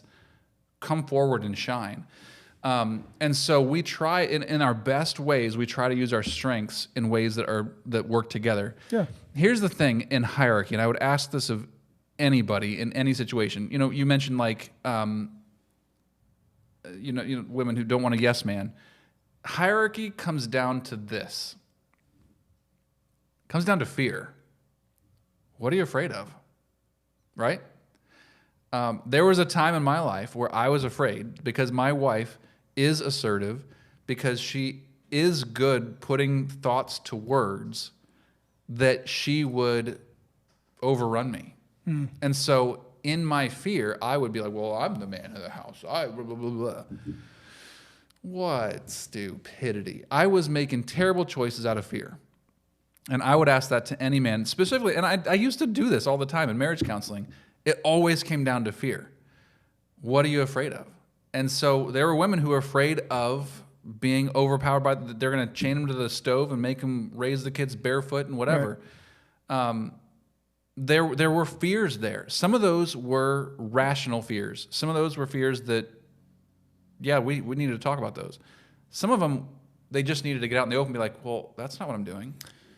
Man, I really want to think about that because I'm trying to think if that rings true for me and my reasoning behind it. Because when you're saying it's more about relying or strengths and weaknesses, right? Complementing each other. To me, I hate to bring things back to business all the time, but to me, it's well, then you just got a bunch of assistant managers running around. Yeah. There still has to be a manager. And the reason for the assistant manager is because the manager is really good at these things. And if I have, somebody that's really hyper organized and structured, but not creative, I'm going to hire an assistant manager to help him that is creative and blah, blah, blah. This is where you might come after me and be like, and listeners might as well be like, Shane, you're a moron. I am saying both. I'm saying open. Both and. Yeah. Okay, so I'm going to see if I can digest into 3 sentences here. First of all, I would argue from a spiritual sense, hierarchy is a product of sin. Mm. Because we live as fallen human beings who we experience sin, we live in it, we do it, it's part of our environment, hierarchy is required. Let me ask you this real quick on that point. I've always been told by other people, this is not something that I know of the Bible or whatever, it's just something that's been fed to me, of the hierarchy of it's God, and then it's supposed to be your spouse, and then your children, and blah, blah, blah. Is that a hierarchy? That you could call that a hierarchy. Or is that hierarchy actually part of? I would call that more of a sense of priority than a hierarchy. Or a hierarchy of needs, maybe. Gotcha. I think that, I'll come back to that. Okay. As long as you help me not forget. Yep. So there's a prophecy about Jesus in the book of Isaiah. We sing it at Christmas time. And can I remember it? And the government will rest upon his shoulders, right? Speaking of Emmanuel who's to come. The next verse says, and of his government there'll be no end of peace. Somebody once taught me a long time ago, and I agree with this statement, every government that we set up, whether that's a business government, political government, it's all based on hierarchy. And in some respects, it's all, this is going to sound really strong, it's all antichrist because we're setting humans in leadership rather than Christ. But right now, we have to have leadership. We have to have some kind of order, or it's like you said, we just have a bunch of assistant managers. Right. The world rises and falls on leadership. And I remember someone saying once, and I know I'm blending all kinds of stuff together here.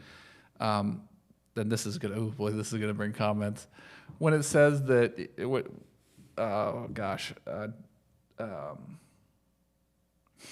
do I even want to go here? Yeah, absolutely. We want to go the there. head, the head of the family, the head of the wife is the husband, as Christ is the head of the church, right? Yeah. Which, by the way, is a often poorly interpreted, poorly applied verse. But I heard someone say once, it's not a question of whether or not you're the head. The question is, what kind of head are you? Are you the kind that loves your family, that benefits them, that blesses them, that sets them up for learning and development? Or are you the kind that controls, that is fearful, that is abusive, that never gives money, that hoards everything? What kind of head are you? So the question I find in all these circumstances, what kind of, we'll just put it in general terms, what kind of leader are you? Are you a dismissive leader? Are you a fearful leader? Are you a faithful leader? Are you one who genuinely loves your people and finds purpose in what you're doing, whether it's on the line at P&G or running your own business or making peanut butter and jelly sandwiches for your kids or dealing with people's retirements? Whatever it is that you're doing, do you find more purpose than your paycheck in that? Mm-hmm. What kind of leader are you? And I'm one who argues all of us have the capacity to lead at some level. I would also say, while I do say that hierarchy is, it's a product of sin, it's a part of the fact that we're living in a fallen world, it's still a necessary part for now. And we need to concentrate on what kind of role are we playing in it. Are we fearful people? Are we faithful people? Are we loving people? Are we angry people? Are we hoarding? Are we giving? What kind of a leader, what kind of role are we playing in it? So one of the things that I carry this over from ministry till now, one of the greatest purposes I have, whether it's in my family, in my marriage, in this conversation, in interactions that I have in my office, the simplest purpose that I have and the greatest purpose I can express is to bless people in the name of Jesus Christ, in the power of Almighty God, in whatever way that I can. And this is what that's based on. I believe that the greatest power in all the universe is the power of God. You know what the second greatest power is? The human will, the way that we exercise this power that God has given us.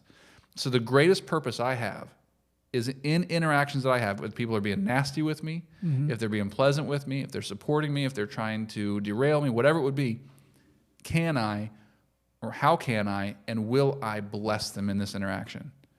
Because if I can somehow, whether in an overt or a covert way, allow or give the power of God to course through me into someone else's life, man, that's a beautiful moment. Yeah, that's the most powerful thing that and I might see the results of it, I might not. But where else does that happen in our world? If I go to the bank, God bless the people that work with me at the bank, most likely they're not looking to bless me. They're looking to get it done as quickly as possible because there's a line. When I'm at McDonald's, same thing. More so at McDonald's than the bank, but nothing against McDonald's. But it's when most of us go through life, we're just getting through it. We're dealing with whatever happened that morning. What a difference maker to be a person who blesses others. Being intentional about that. So there's a couple of things that you just talked about there that I want to make sure that I hit on. One, it's still racking my brain of, is there any fear tied to that thinking? Mm-hmm. The other thing, though, is when you were saying essentially like the man being involved in the home and stuff. So to me, that's like, I feel like that is the most important thing, just because I think that there is so much evidence when you were saying like people misinterpret that line of the Bible of saying like, what was the exact scripture again? Something about the husbands are the head of the wife, as the Christ is the head of the church. It's from so the New Testament. And here's my logic behind that, because I would hear that and I would probably interpret it the way that you're saying a lot of people misinterpret it. My thinking behind that, though, is like, I know that we have seen enough statistics and outcomes of fathers not being present in homes. That there's most of those houses still have mothers in the home, right?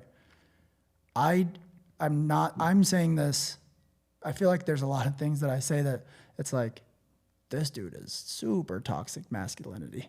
But I'm not saying it in that way at all, because what my wife does raising our children, I could never do, ever.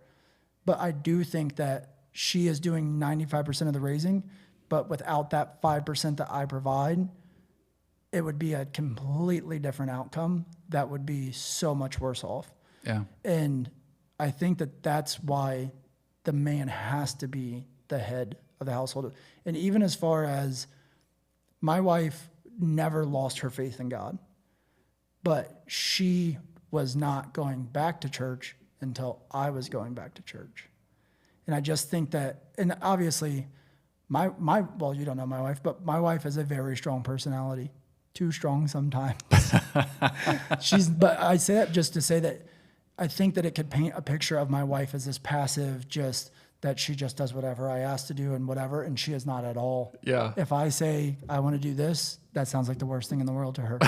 When she says, what do you want to eat? And I name off 15 things, it's none of those 15. It's the 16th for sure. Right. So she's not by any means like a pushover or anything like that. But I think that she allows me space to like lead to enough of an extent that I don't have to, that I don't question. I shouldn't say that I don't have to question, but that I don't question whether or not I'm steering the ship or not.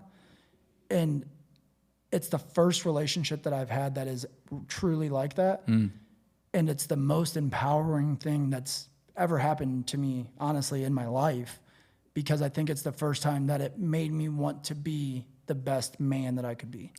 I didn't care about being that until I was in a position to where, like, you respect me? Like, okay, then I need to respect me more than I'm currently respecting myself. I think that, and as you say that, that's a line that hits, right? Whoa, you respect me? Right. That's one of those moments that it is a wake-up call. And I guess I'm always really cautious on this topic because I've had enough conversations and I've seen enough, whether it's comments or whatever, that this is a touchy subject. So I generally just approach it by asking more questions and making statements because I'm always curious to just pull out what people are thinking, what they're coming from. Yeah. And I think we're coming at it from two different places, but we're kind of arriving in the same place here, where some of the things you said there, just that eye-awakening moment, whoa, you respect me? I better up my game because this matters. Right. I think that many of us as men, as dads and husbands, need to come to that wake-up moment where we realize just how much it matters. And as we do that, we are more actively engaged in this significant home life that we have, because you are absolutely right. Statistics, I hate statistics, but they don't lie. Yeah. When a man is present in a home, it has just an amazing, catastrophic, whatever big word you want to use there, result on the family. And I guess what I would say there is, when I say, and I think you said something that hints on this, I bear, as a leader of my family, as the head of my household, however I want to say that, I bear a tremendous responsibility. Yeah. And it requires my presence. I can't be absent. Well, I can be absent, but that absenteeism has a cost. Yeah, high cost. Yeah, high cost. And that doesn't mean that I need to not work and be home all the time. It means that when I am home, I need to be present. And it's not that it's a perfect balance. Like my family is probably similar to yours. Listen, my family would be a wreck without my wife. Right. A complete wreck. I could figure out how to do what she does, but she's amazing. And I honor her for that. I honor her for all that she is. So I'll just go on the record and say this. It's not that I think that men are better than women, or women are diminutive or less than. I don't believe that at all. And I don't think Scripture is affirming that. I think it's just bringing some honor into a really significant relationship. And statements are. Sorry, not to cut you off, but on that point, do you think that there should be overlap in our roles as men and women? What do you mean? So right now, obviously, one of the biggest topics in our world is women wanting to be men or men wanting to be women. Oof. Right? So I don't know if this is something that you're even comfortable discussing, but when you just said that of man being the head of household or whatever, it just makes me think about that, to where it's like you saying my wife does all of these things. Like I there's no way I could function without her or whatever. It sounds like you guys have pretty clear gender roles, which is a bad phrase for whatever reason nowadays. I don't think that gender roles are a bad thing necessarily, but I'm curious if you feel like there should be a good amount of overlap. Like, why is it okay that you're not the one raising the kids? Or would you be okay in a relationship to where you were the one home raising the kids and the wife was out working all the time or whatever? So let me just state here as we get into this that what I'm going to say is not, I'm not saying a rule here. Right.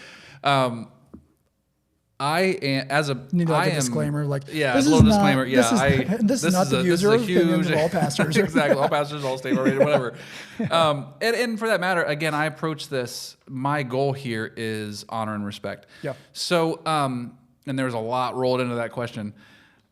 I will have to say of myself, I am most comfortable in more traditional roles, right? So in our house, generally speaking, Julie has more interior roles. I have more exterior roles. Now our kids are getting older, so they're cutting the grass more than I am. Right. We've learned that in the Kreitz household, Shane just should not do laundry. And it's I can't tell you how many shirts I've ruined. But listen, I promise you, I am not saying this to like put you on the spot. I'm the same way. I say, like, you don't want me doing the dishes. We're very smart people. You could figure out how to do laundry. Exactly. Yes, I could. Figure out how to do I dishes. We use that as like an excuse. Absolutely. And it's because we want to stay in our roles. Yeah, and let me just admit that. I will do that because I don't want to do the laundry. And it's garbage, right? I need to be available to help. And and I would I can remember it's a stories. Very difficult thing to do. I can remember stories where my wife went to help out families do a task for something, and she was like, Shane, it was so weird because I was helping in this situation, I was helping the wife do this work, and the husband was just like sitting there. And I was like, really? And she's like, yeah, it was weird almost. And I was like, well, you know what? I don't know what's going on with that. You know what's going on? Let's just not even, we're just kind of like, let's just leave it as it is. Right. I would not support husbands being unhelpful. I think that's terrible. Same. And I have a big family. We have a big family. We've got 4 kids. There's a lot going on. And so, in fact, but we recognize in our stage of life and where we're at, it is important that I am able to, within certain boundaries, focus in on work, because we are blessed that we can be a mainly single income family where I'm the main one who's bringing in the income. So that doesn't just magically happen. I've got to be present to do that. So we do tend to have more traditional roles. When Julie was working more full-time, we had more egalitarian roles.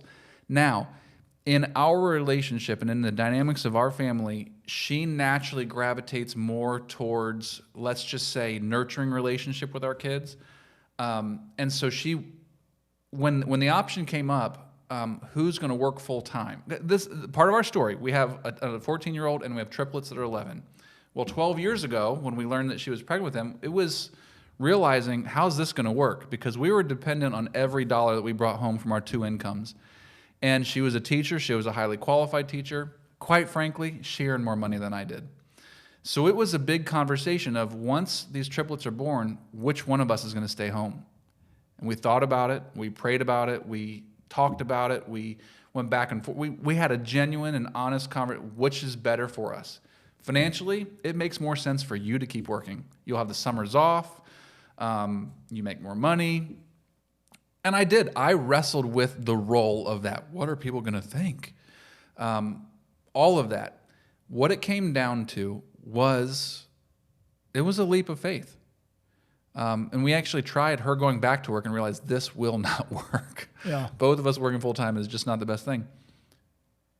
But if I'm remembering this decision correctly, and I don't know if she'll watch this or not, but we just realized she was the one who really wanted to be home to raise our kids. And if I was going to be honest, I wanted to be more in the workplace. But we did make that decision together. It wasn't like I said, well, I have to work. Yeah. And I'm the man and I have to work. I'm comfortable with questions. I'm comfortable wading through the murk and the grit to get what I think is the best answer. And we did that. And ultimately, she's been home for 11 years. I don't think that it's necessarily wrong for there to be a household where the guy stays home and whatever. Some of our kids' friends are like that. Yeah. And it works for them. At least from what I can see, it works for them. There's no problem with that. Yeah, and I just think that it's more of, I don't understand why it's an issue for the baseline to be these gender roles. I don't. And because I think when people say gender roles, they're thinking, as a man, I'm never touching the dishes. I will never cook dinner, which is not our house at all. Like I cook dinner sometimes. I'll help with, put the sheets back on the bed. I'll do whatever. My wife, will go out. She'll get tired of asking me to throw the trash out or something, and she'll just go do it herself, whatever.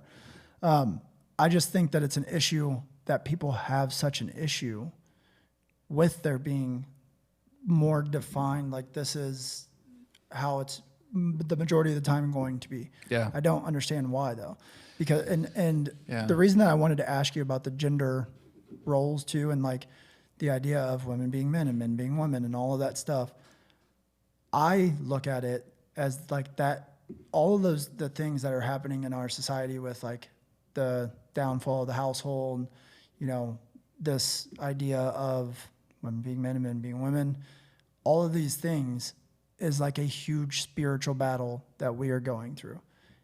And I think that a lot of people don't look at it from a spiritual standpoint whatsoever. Like it has nothing to do with your faith or your beliefs or anything. It's something that's totally separate. I'm curious and you don't have to go deep on that, but from your viewpoint, is it tied to a spiritual? Because even in the house itself, to me, I would think if the devil were to try to erode the foundation of Christians, the place that you would have to do it would be in the home. You would have to start there to get everything else to crumble. Wow.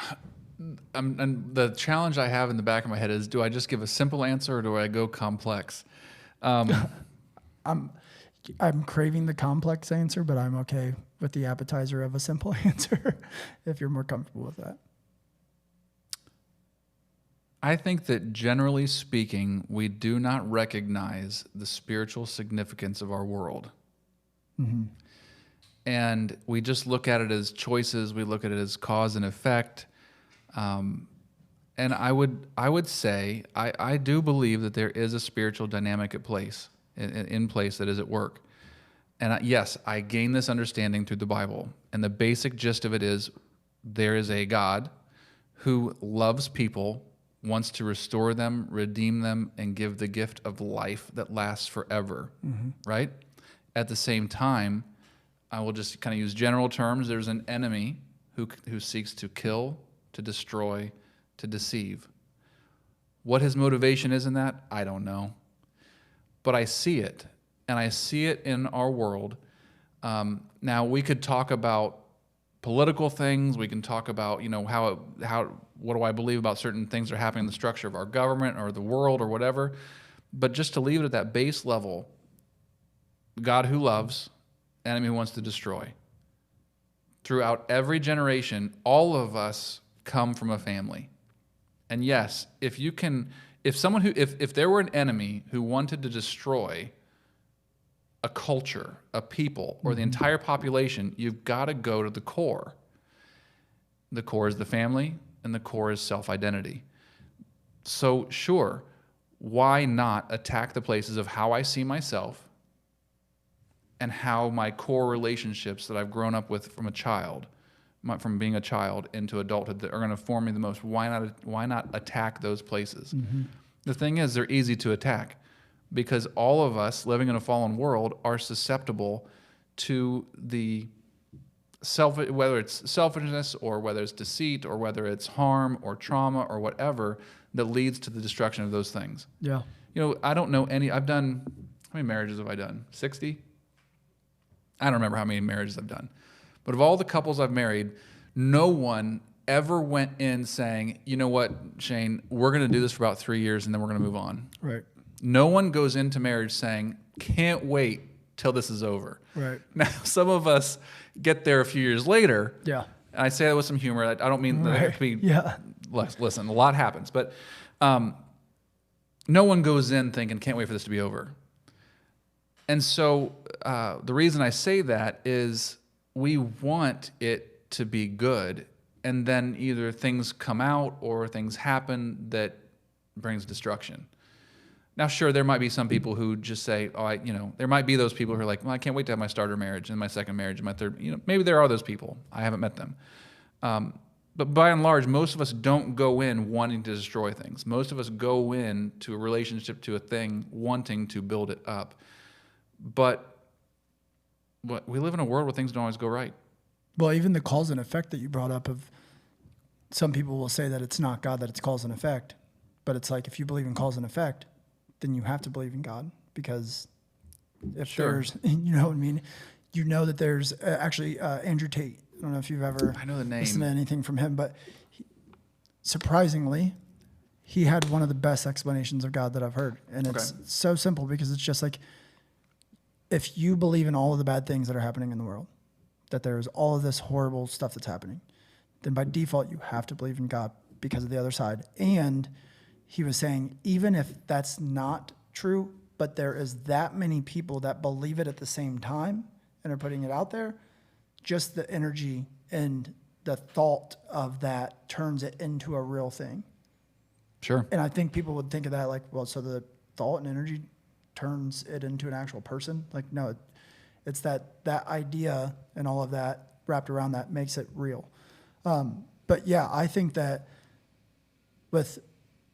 because I know that you're trying to make sure that you're not drawing too hard of a line, but I will say that one of the reasons that I think that people are not noticing the spiritual side of all of these things that are happening is because of the way that we've minimized all of it. Sure. I've seen somebody talking about, we don't call lust. We call it hooking up now. We don't call pedophilia. We call it child love or minor attracted.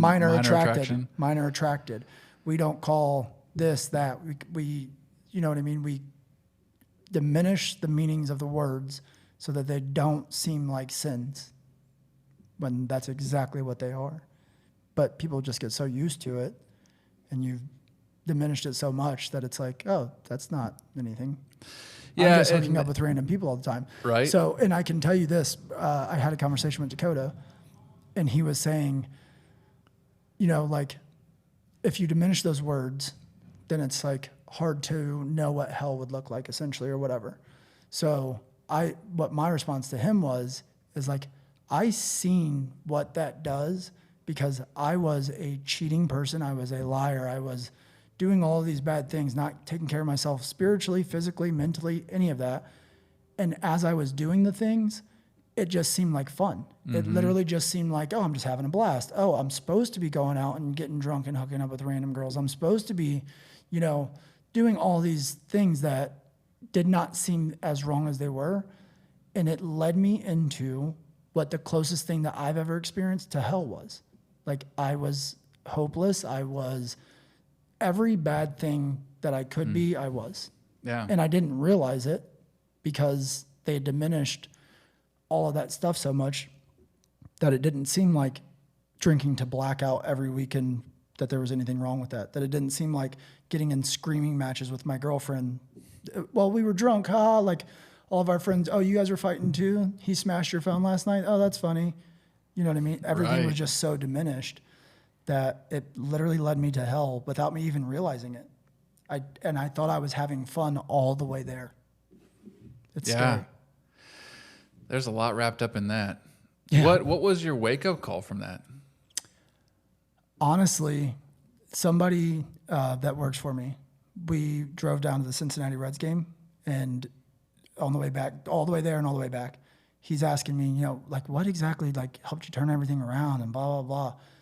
And it took me to the last 30 minutes of the conversation to be like, oh, wait, God. I literally tried to say, well, you know, I started with this creative financing piece that I found, and that helped me get out of the situation that I was doing, making money, and I did this. And even as I was saying it, I was like, but none of those were really like the jolt.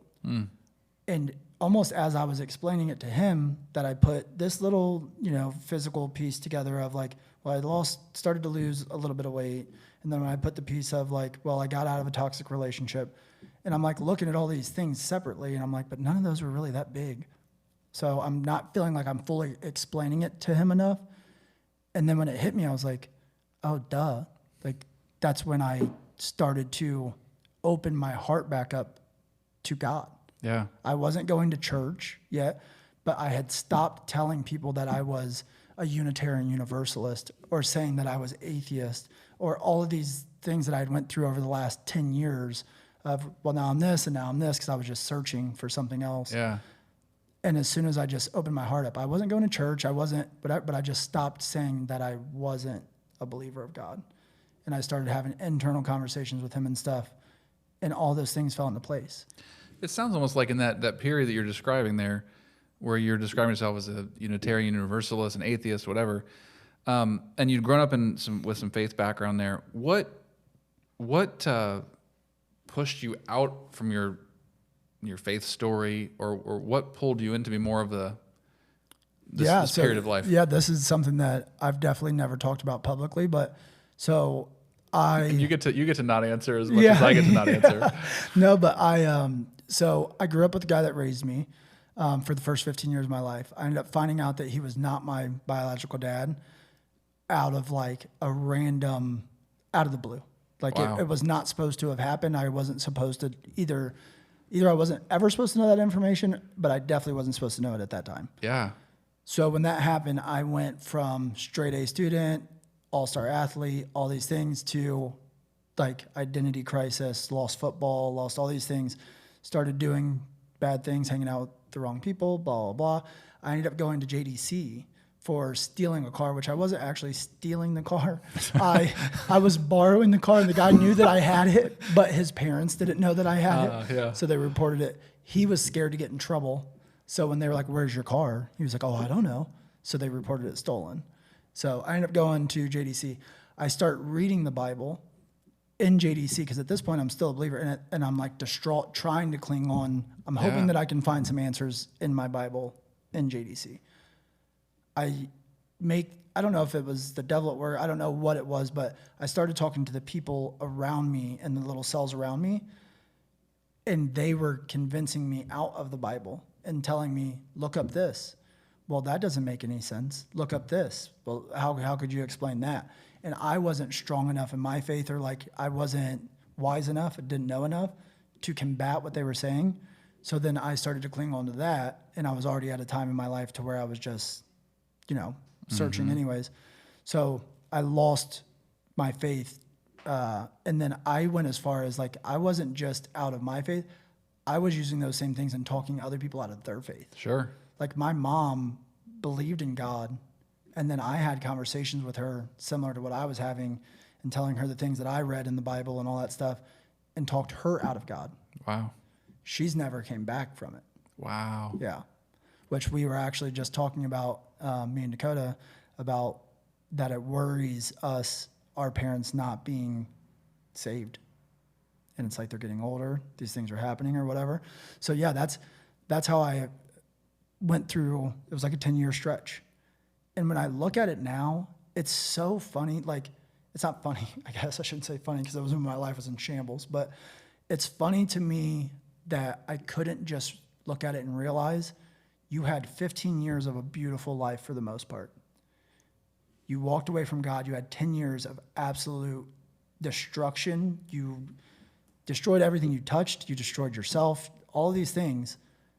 And then you opened your heart back up to God, and your life has gotten insanely better. And it's like, well, oh, okay. When you look at it, when I get to look at it that way, I'm like, well, that's exactly what should happen. But when I was in that period through that 10 years, I was telling people, well, you're just not taking enough credit. You're the one doing the work. Like, God's not going out there and working out at the gym. Like, you're the one you know what I mean? And I was telling people those things. And now that I've actually am old enough and wise enough to know what's happening, I'm like, oh, but I'm only having these thoughts and I'm only doing these actions because he's putting it on my heart. It's not actually me. You know what I mean? Yeah. So, yeah, that was the big turning point for me. That's cool. Yeah. Wow. What, I have so many questions now. Yeah, it was honestly like, I think the best path that I could have taken, because I feel like I'm very able to speak from both sides of the aisle. And when I say that, like, I'm a believer in God, but I'm open to knowledge and to talking to somebody. I could sit across from an atheist and I want to know all of the reasons that make you an atheist. Yeah. Or just even with like fitness. I'm like, okay, well, Chad, you've been jacked like your whole life, bro. Like, give me some stuff that us ex-fat guys could put to work, you know? So, but yeah, it's the best path that I think that I could have taken just to kind of help shape me as a whole. Yeah. You know, it's crazy to me as you say that one of the big things, it was the influence of other people. You know, I guess I'll summarize it this way. The questions we ask have so much power. Especially if you're not strong enough in your own beliefs to ward off misinformation. Yeah. You know, and this kind of wraps around to where we first started. This is why I say there are things in the Bible that I think are there to make us wrestle. And that's kind of my, on one hand, it's an invitation to dig deeper. And if I'm going to be honest, in another way, well, it's not that I'm being dishonest, at another level, it's also a way that I kind of brush off some of the stuff that I just don't have answers to, that are challenges. That, well, if you believe this and it says this, how do you deal with that? Because I've faced that before too. And I've had to just tell people, listen, I don't know. I don't like it. And I wrestle through that. Right. But the bigger message I read is this. And there are people who handle those questions better than I do. They might have stronger faith than I do. They might be more argumentative than I am or whatever. But it's just interesting that, you know, in a key point of life, the way that the questions that people asked you caused you to think. And thinking is not bad. Thinking is good. Asking questions is good. Yeah. Question everything. I hope my kids question everything. Every single thing. I hope my son says, why do I have to go to school? And like, not because I said so. Like, I hope he's like, that answer is not good enough. Why did you make me spend 8 hours a day, 5 days a week, my whole life going to school? Exactly. Yeah. Because I paid my taxes and you better go, kid. Yeah. But like, I hope they question the world in that way, like that much, because that's really the only way I think to get to any type of truth. Yeah. If you take everything at face value, you're just trusting. But that's what scares me with some of the stuff with the Bible. I have zero doubts that God is real. There are small things that happen that I'm like, man, that is a leap of faith that you're trusting that book did not get changed up enough and all that stuff. Yeah, and that's where, you know, and this is such a general statement here, but I often will question people's interpretations. I question my own. Because it's funny, being 4 years out of Especially ministry. because we're all just humans. Yeah, being 4 years out of ministry, there are times I look back and I'm like, ooh, did I say that? And I'll review it and think like, did I actually teach that? Now, because your understanding has changed. Sure. Yeah. And because I hear somebody else say it, I'm like, that sounds like baloney. Right. You know, and I'm not thinking of anything specific here. It's just one of those things that this is what happens in my mind. But I do realize that we all bring our perspective in. And that's unavoidable. You just got to, I think you just got to own that you're seeing things through your own perspective. Do you think that it's important to, like, I know that we had talked about, you know, having brotherhood when you were up here and you'd just been like, man, like, I like this environment because I just like being around like-minded people or just even people that are willing to have these conversations and stuff. Do you think that having, like, what is the importance of having people around you like that? Because when you were a pastor, it was probably hard to have true brotherhood of like, these people are around me because they care about Shane, not because they're seeking advice or whatever with their pastor. Yeah. And let me confess, I love being in the role of the know-it-all. I love being in the role of the guy that people come to get answers. My ego, oh man, I feel great. So, being a pastor, that was a natural fit. What does this mean? What do you say? Well, let me give you my advice. I'm glad to do that. Yeah. So now that I'm not in that, and what am I? I'm a risk advisor now, so I'm still in an advisory role. Right. I love that kind of role, but what my heart really wants is, like you said, a brotherhood where I'm not above you or telling you what to do, where we're just in this together. We share friendship. I remember reading several years ago a statistic in the USA Today that over 75% of males grown age 18 plus don't have a close friend. And more than that, don't have a close male friend. And so what that says is that some people don't find friendship in their marriage, and a lot of guys don't find friendship outside of it. That is tragic. If I have a big fear in life, it's going to be that I grow old with no friends. Yeah. And part of that is and it's not my family's fault. It's the way I do things. It's the way I approach life. I have to own this for myself. I have a hard time making friends because I'm so comfortable in that advisory role. Well, not everyone an advisor is not a friend. I mean, maybe it is, but I hunger for just real friends. And I had to admit, there have been times in my life where I'm a great friend. I'm in a season of life, I'm not a great friend. I will forget to call you back. Right. Somebody had set up a breakfast appointment. We were doing a 3-way text, and he's like, "Hey, let's get together." That was 4 weeks ago, and I finally texted back. Yeah. Devin, I'm not a good friend right now. Yeah. But I can be. Mm-hmm. And I know that's something I need, and it's something that my sons need to see me do. Why do you think that it's so needed? Oof. It's just a lack of a better way of saying it. It's just how we're created.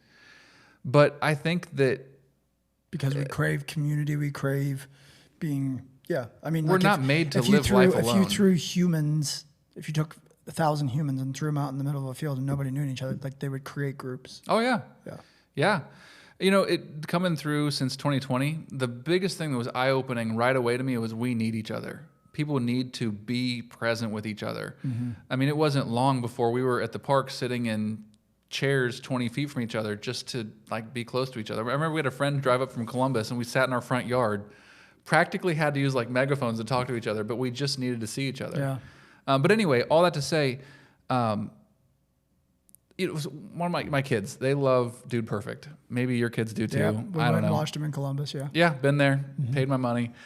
The thing that amazes me the most about those guys is that 10, 15 years later out of college, they are still friends and they still hang out and their families hang out. They do a lot of cool stuff. I don't envy any of the stuff they do, but I envy the friendship they share. And the fact that their families are like that too. That is so incredible. It is. And I won't even lie. I envy that. Yeah. I do.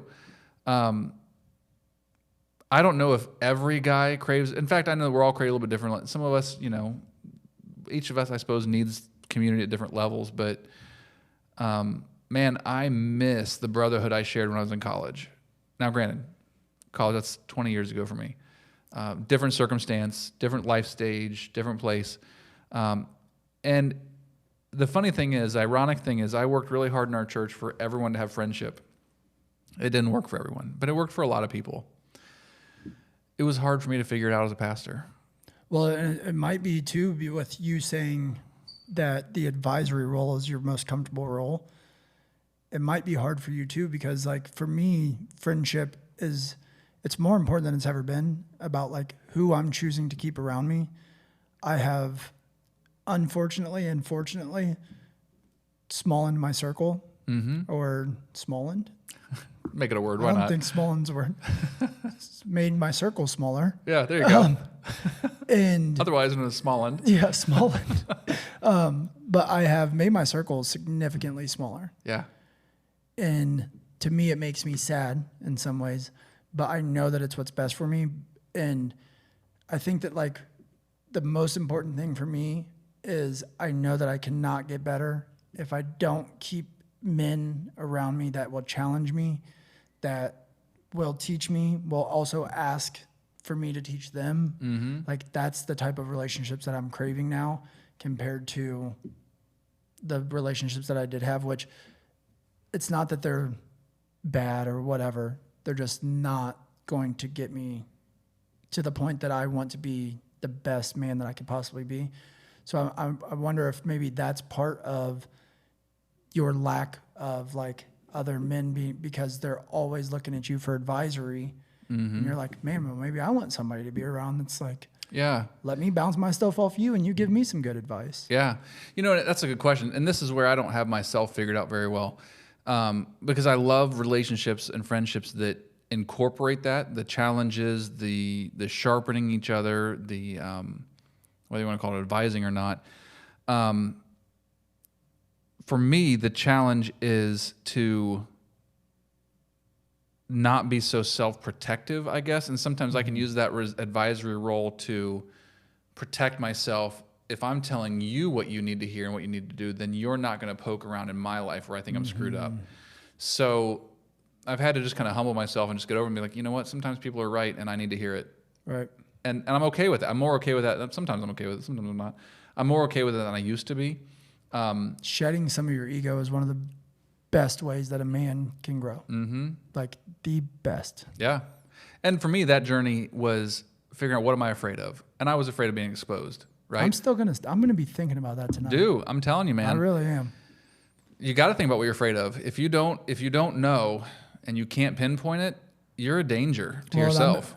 It's got me stuck on the idea of, is there any type of underlying fear that makes me have this desire to be the head of my family and household? Is it related to any type of fear? Yeah. Yeah. Fear expresses itself in crazy ways.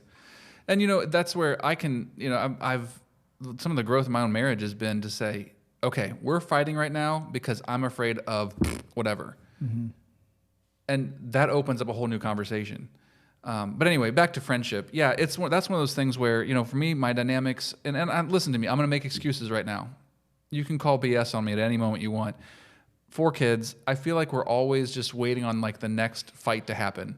You know, it's like, so it's hard to, and we've got some things we deal with that might be kind of unique. Maybe everyone else deals with it and we just don't know it. But we're like, ooh, do we want to invite people into our house right now when this could happen? Listen, I know that that's not the best thinking. And it's certainly not thinking that's going to build friendships. So it's something that I want. Yeah. And I wouldn't surprise me if more guys, and more women for that matter, want better friendships too. I think, guys do friendships a little bit differently. But yeah, women just the role naturally of a brotherhood, it is something I want. No, and I think that we've brought this up a couple times on here, but it's something that we're working on to figure out, like, how do we become, you know, the tether that makes that happen? Because we talk to so many guys that have the same thought, have the same needs, all that stuff. And we have something that we're trying to work on to figure out how to put together or whatnot, because myself, Cam, like I'm sure Cassidy even feels that same way of like, I want to be around stronger, smarter people because it's going to help me grow. And just in our society in general, I think this would even be a good kind of wrap up for us, because there's some stuff that we've talked about that's been a little bit dreary, like not dreary, but like scary. And it's like almost negative. But I do think that there is a big resurgence of people essentially being like, hold on, let me take these blinders off for a second. Like, what is going on, and wanting to better themselves. Yeah. I think there is a big, big influx of, whether it's just because there's more information or because there's enough people actually putting themselves out there of like, look, whoa, hey, it's not all bad. Like, you also have this other path that's beautiful and can be so much better than what all this other stuff that's being glorified looks like. So yeah, that to me, it's exciting. And I think that to get to that point, you have to have other people. You can't do it on your own. Yep. And so those people will start to hopefully voice it more, and they will just naturally gravitate towards each other. That's right. Hopefully. And hopefully they keep talking to each other. Yeah, exactly. I would summarize it this way, you know, in building your legacy, whether that's through all this stuff that we talked about today, you can only say yes once. I mean, not only once, but every time you say yes, one yes is 1,000 no's. Our friends who are fit, they said yes to getting to the gym or clocking some miles, and no to eating, another hour of work, another hour of sleep, or they said 10,000 other no's. And so we've got to say, and this is the challenge that I face with myself, to say yes in the right ways to my sons and my wife, to say yes to carve out space for friends, to say yes to the people I want to be with, who will I build their lives, they build mine, and then to say no to to say the right no's, to say the right yeses, say the right no's. That's the challenge I face day in and day out. Some days are better than others, but it's like the whole name of this, building a legacy. Yeah. That really is. It comes with saying 10,000 no's for every one yes. Well, I was going to ask you what we usually ask favorite quote. I was going to ask favorite Bible verse, but if you have one, but I was going to say, usually we end with quote and then we end with what does building legacy mean to you? And I think that's a different perspective that we haven't heard. That is awesome. Okay. Because to actually build a legacy, not to have it to where your son was like, yeah, my dad was a cool guy. To build a legacy, it really would require, saying no to 1,000 things because you know what the right yes is, and saying yes to that thing and pushing all the stuff that doesn't matter to the side, which everyone I definitely struggle with. Yeah. I definitely. What do you say yes that. to? What do you say no to? I say yes to too many of the wrong things, knowing that they're wrong, and still letting it slide. Mm-hmm. But I will say, me and Cam have had multiple conversations about once the blinders are off, it's hard to keep lying to yourself. Yeah. Very hard to keep lying to yourself. It's easy when you're ignorant, but once you know and the information is there and you take those blinders off, it's hard to keep that up. So just get to that point. Well, I really appreciate you, man. This was an awesome conversation. This was great. We were everywhere today, man. Yeah. So I had a few questions, and I'm like, well, part two. Yeah, we could just take this and throw it away, though. It went in way better direction than I was even hoping. So, yeah, I appreciate you also being as transparent as you possibly could. Yeah. Without ruffling too many feathers or causing too many issues. This is the thing. So my friend Bridget does a podcast out of Nashville, and she said I'm gonna mess up her statement here. But there's oh gosh, what's her phrase? Something about appropriate privacy. That somebody needs to know everything, but not everybody needs to know everything. Yes. And that's I just try to keep that in mind. Yeah. That's probably a very smart way to go about it, especially when you have cameras pointing at you. Right. The internet lives forever and all that stuff. Well, once again, I appreciate you. Hopefully we can, get this thing put together too, because I will say there's a ton of men exactly like you. I am one included that want those relationships and brotherhood and are trying to just figure out the answers to all this stuff, because obviously none of us have those answers, which is pretty powerful, because if the pastor don't know, then I feel less bad about me not knowing. So thank you for coming on, and we definitely might have you on again.